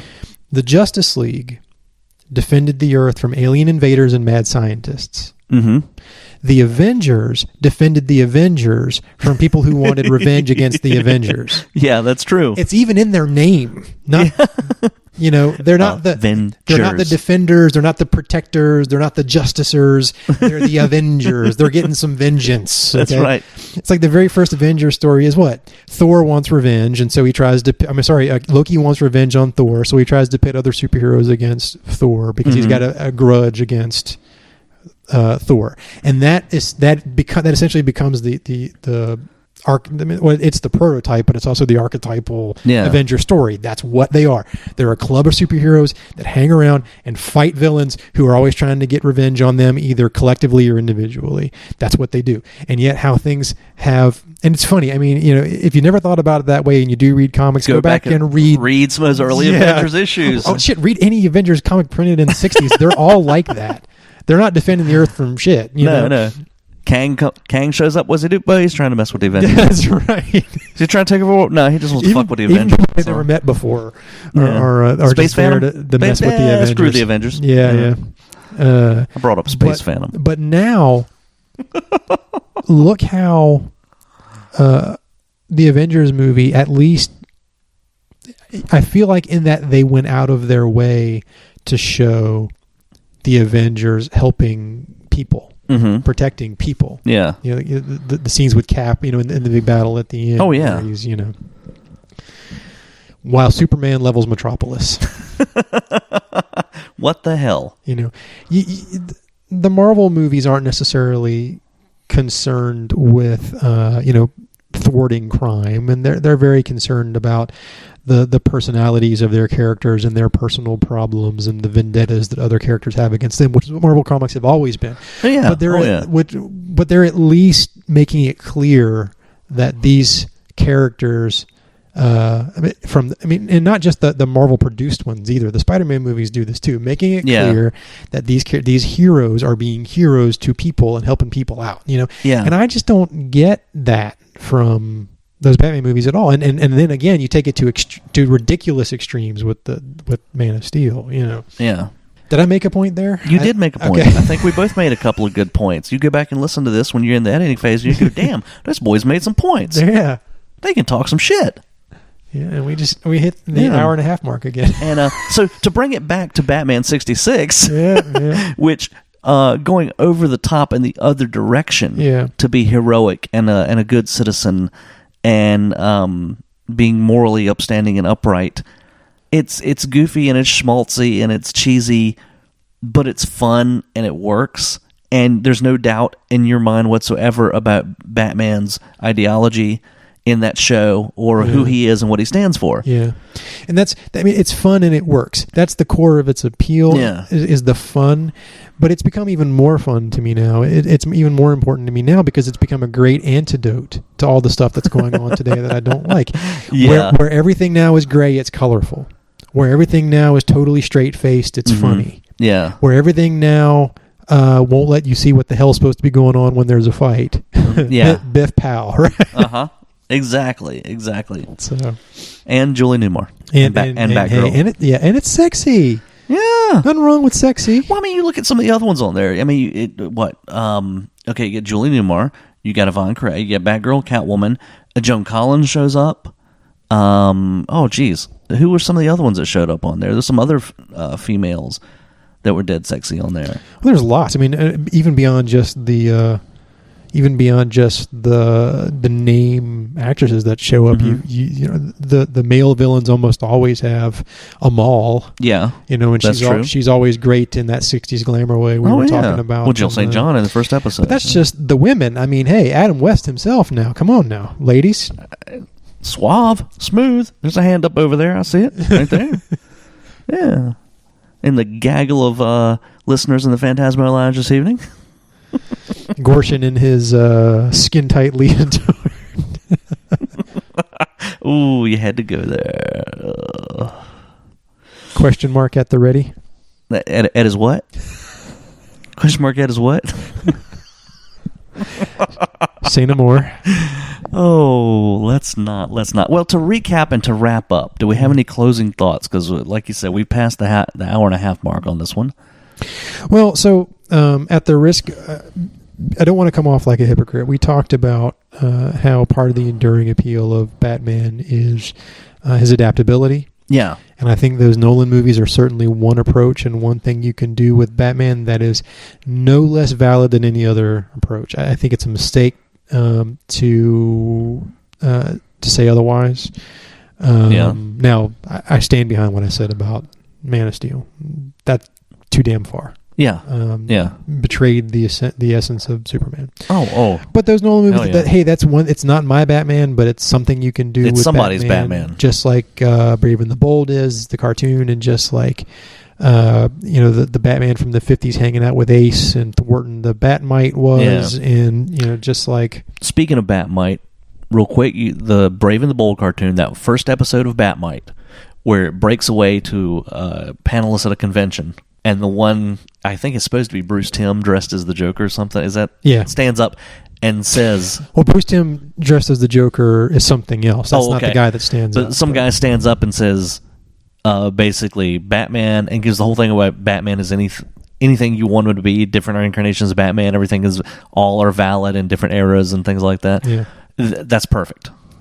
If I can remember that exactly, if I can find that clip, I'll put it on the Fantasmo After Dark Facebook page.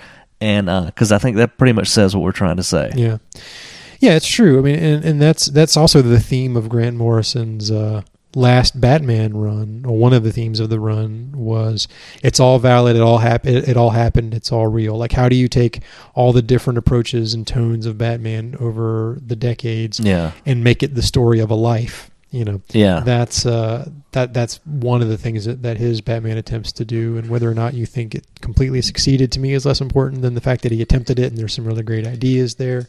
And also, if you look at Batman R.I.P., which the complaint that a lot of people made about Batman R.I.P., he doesn't really die. Well, you missed the point of Batman R.I.P. The Batman R.I.P. is you can't kill the Batman. That's right. And that's what I'm talking about. Because Batman, that's why. Put him through hell and have him despair and do all that stuff, as long as the end of it he goes, you know what, I'm Batman. That's right. That's right. And punches you in the face. I read a little interview with Keaton, and I said we're going to wrap this up, and I keep going on.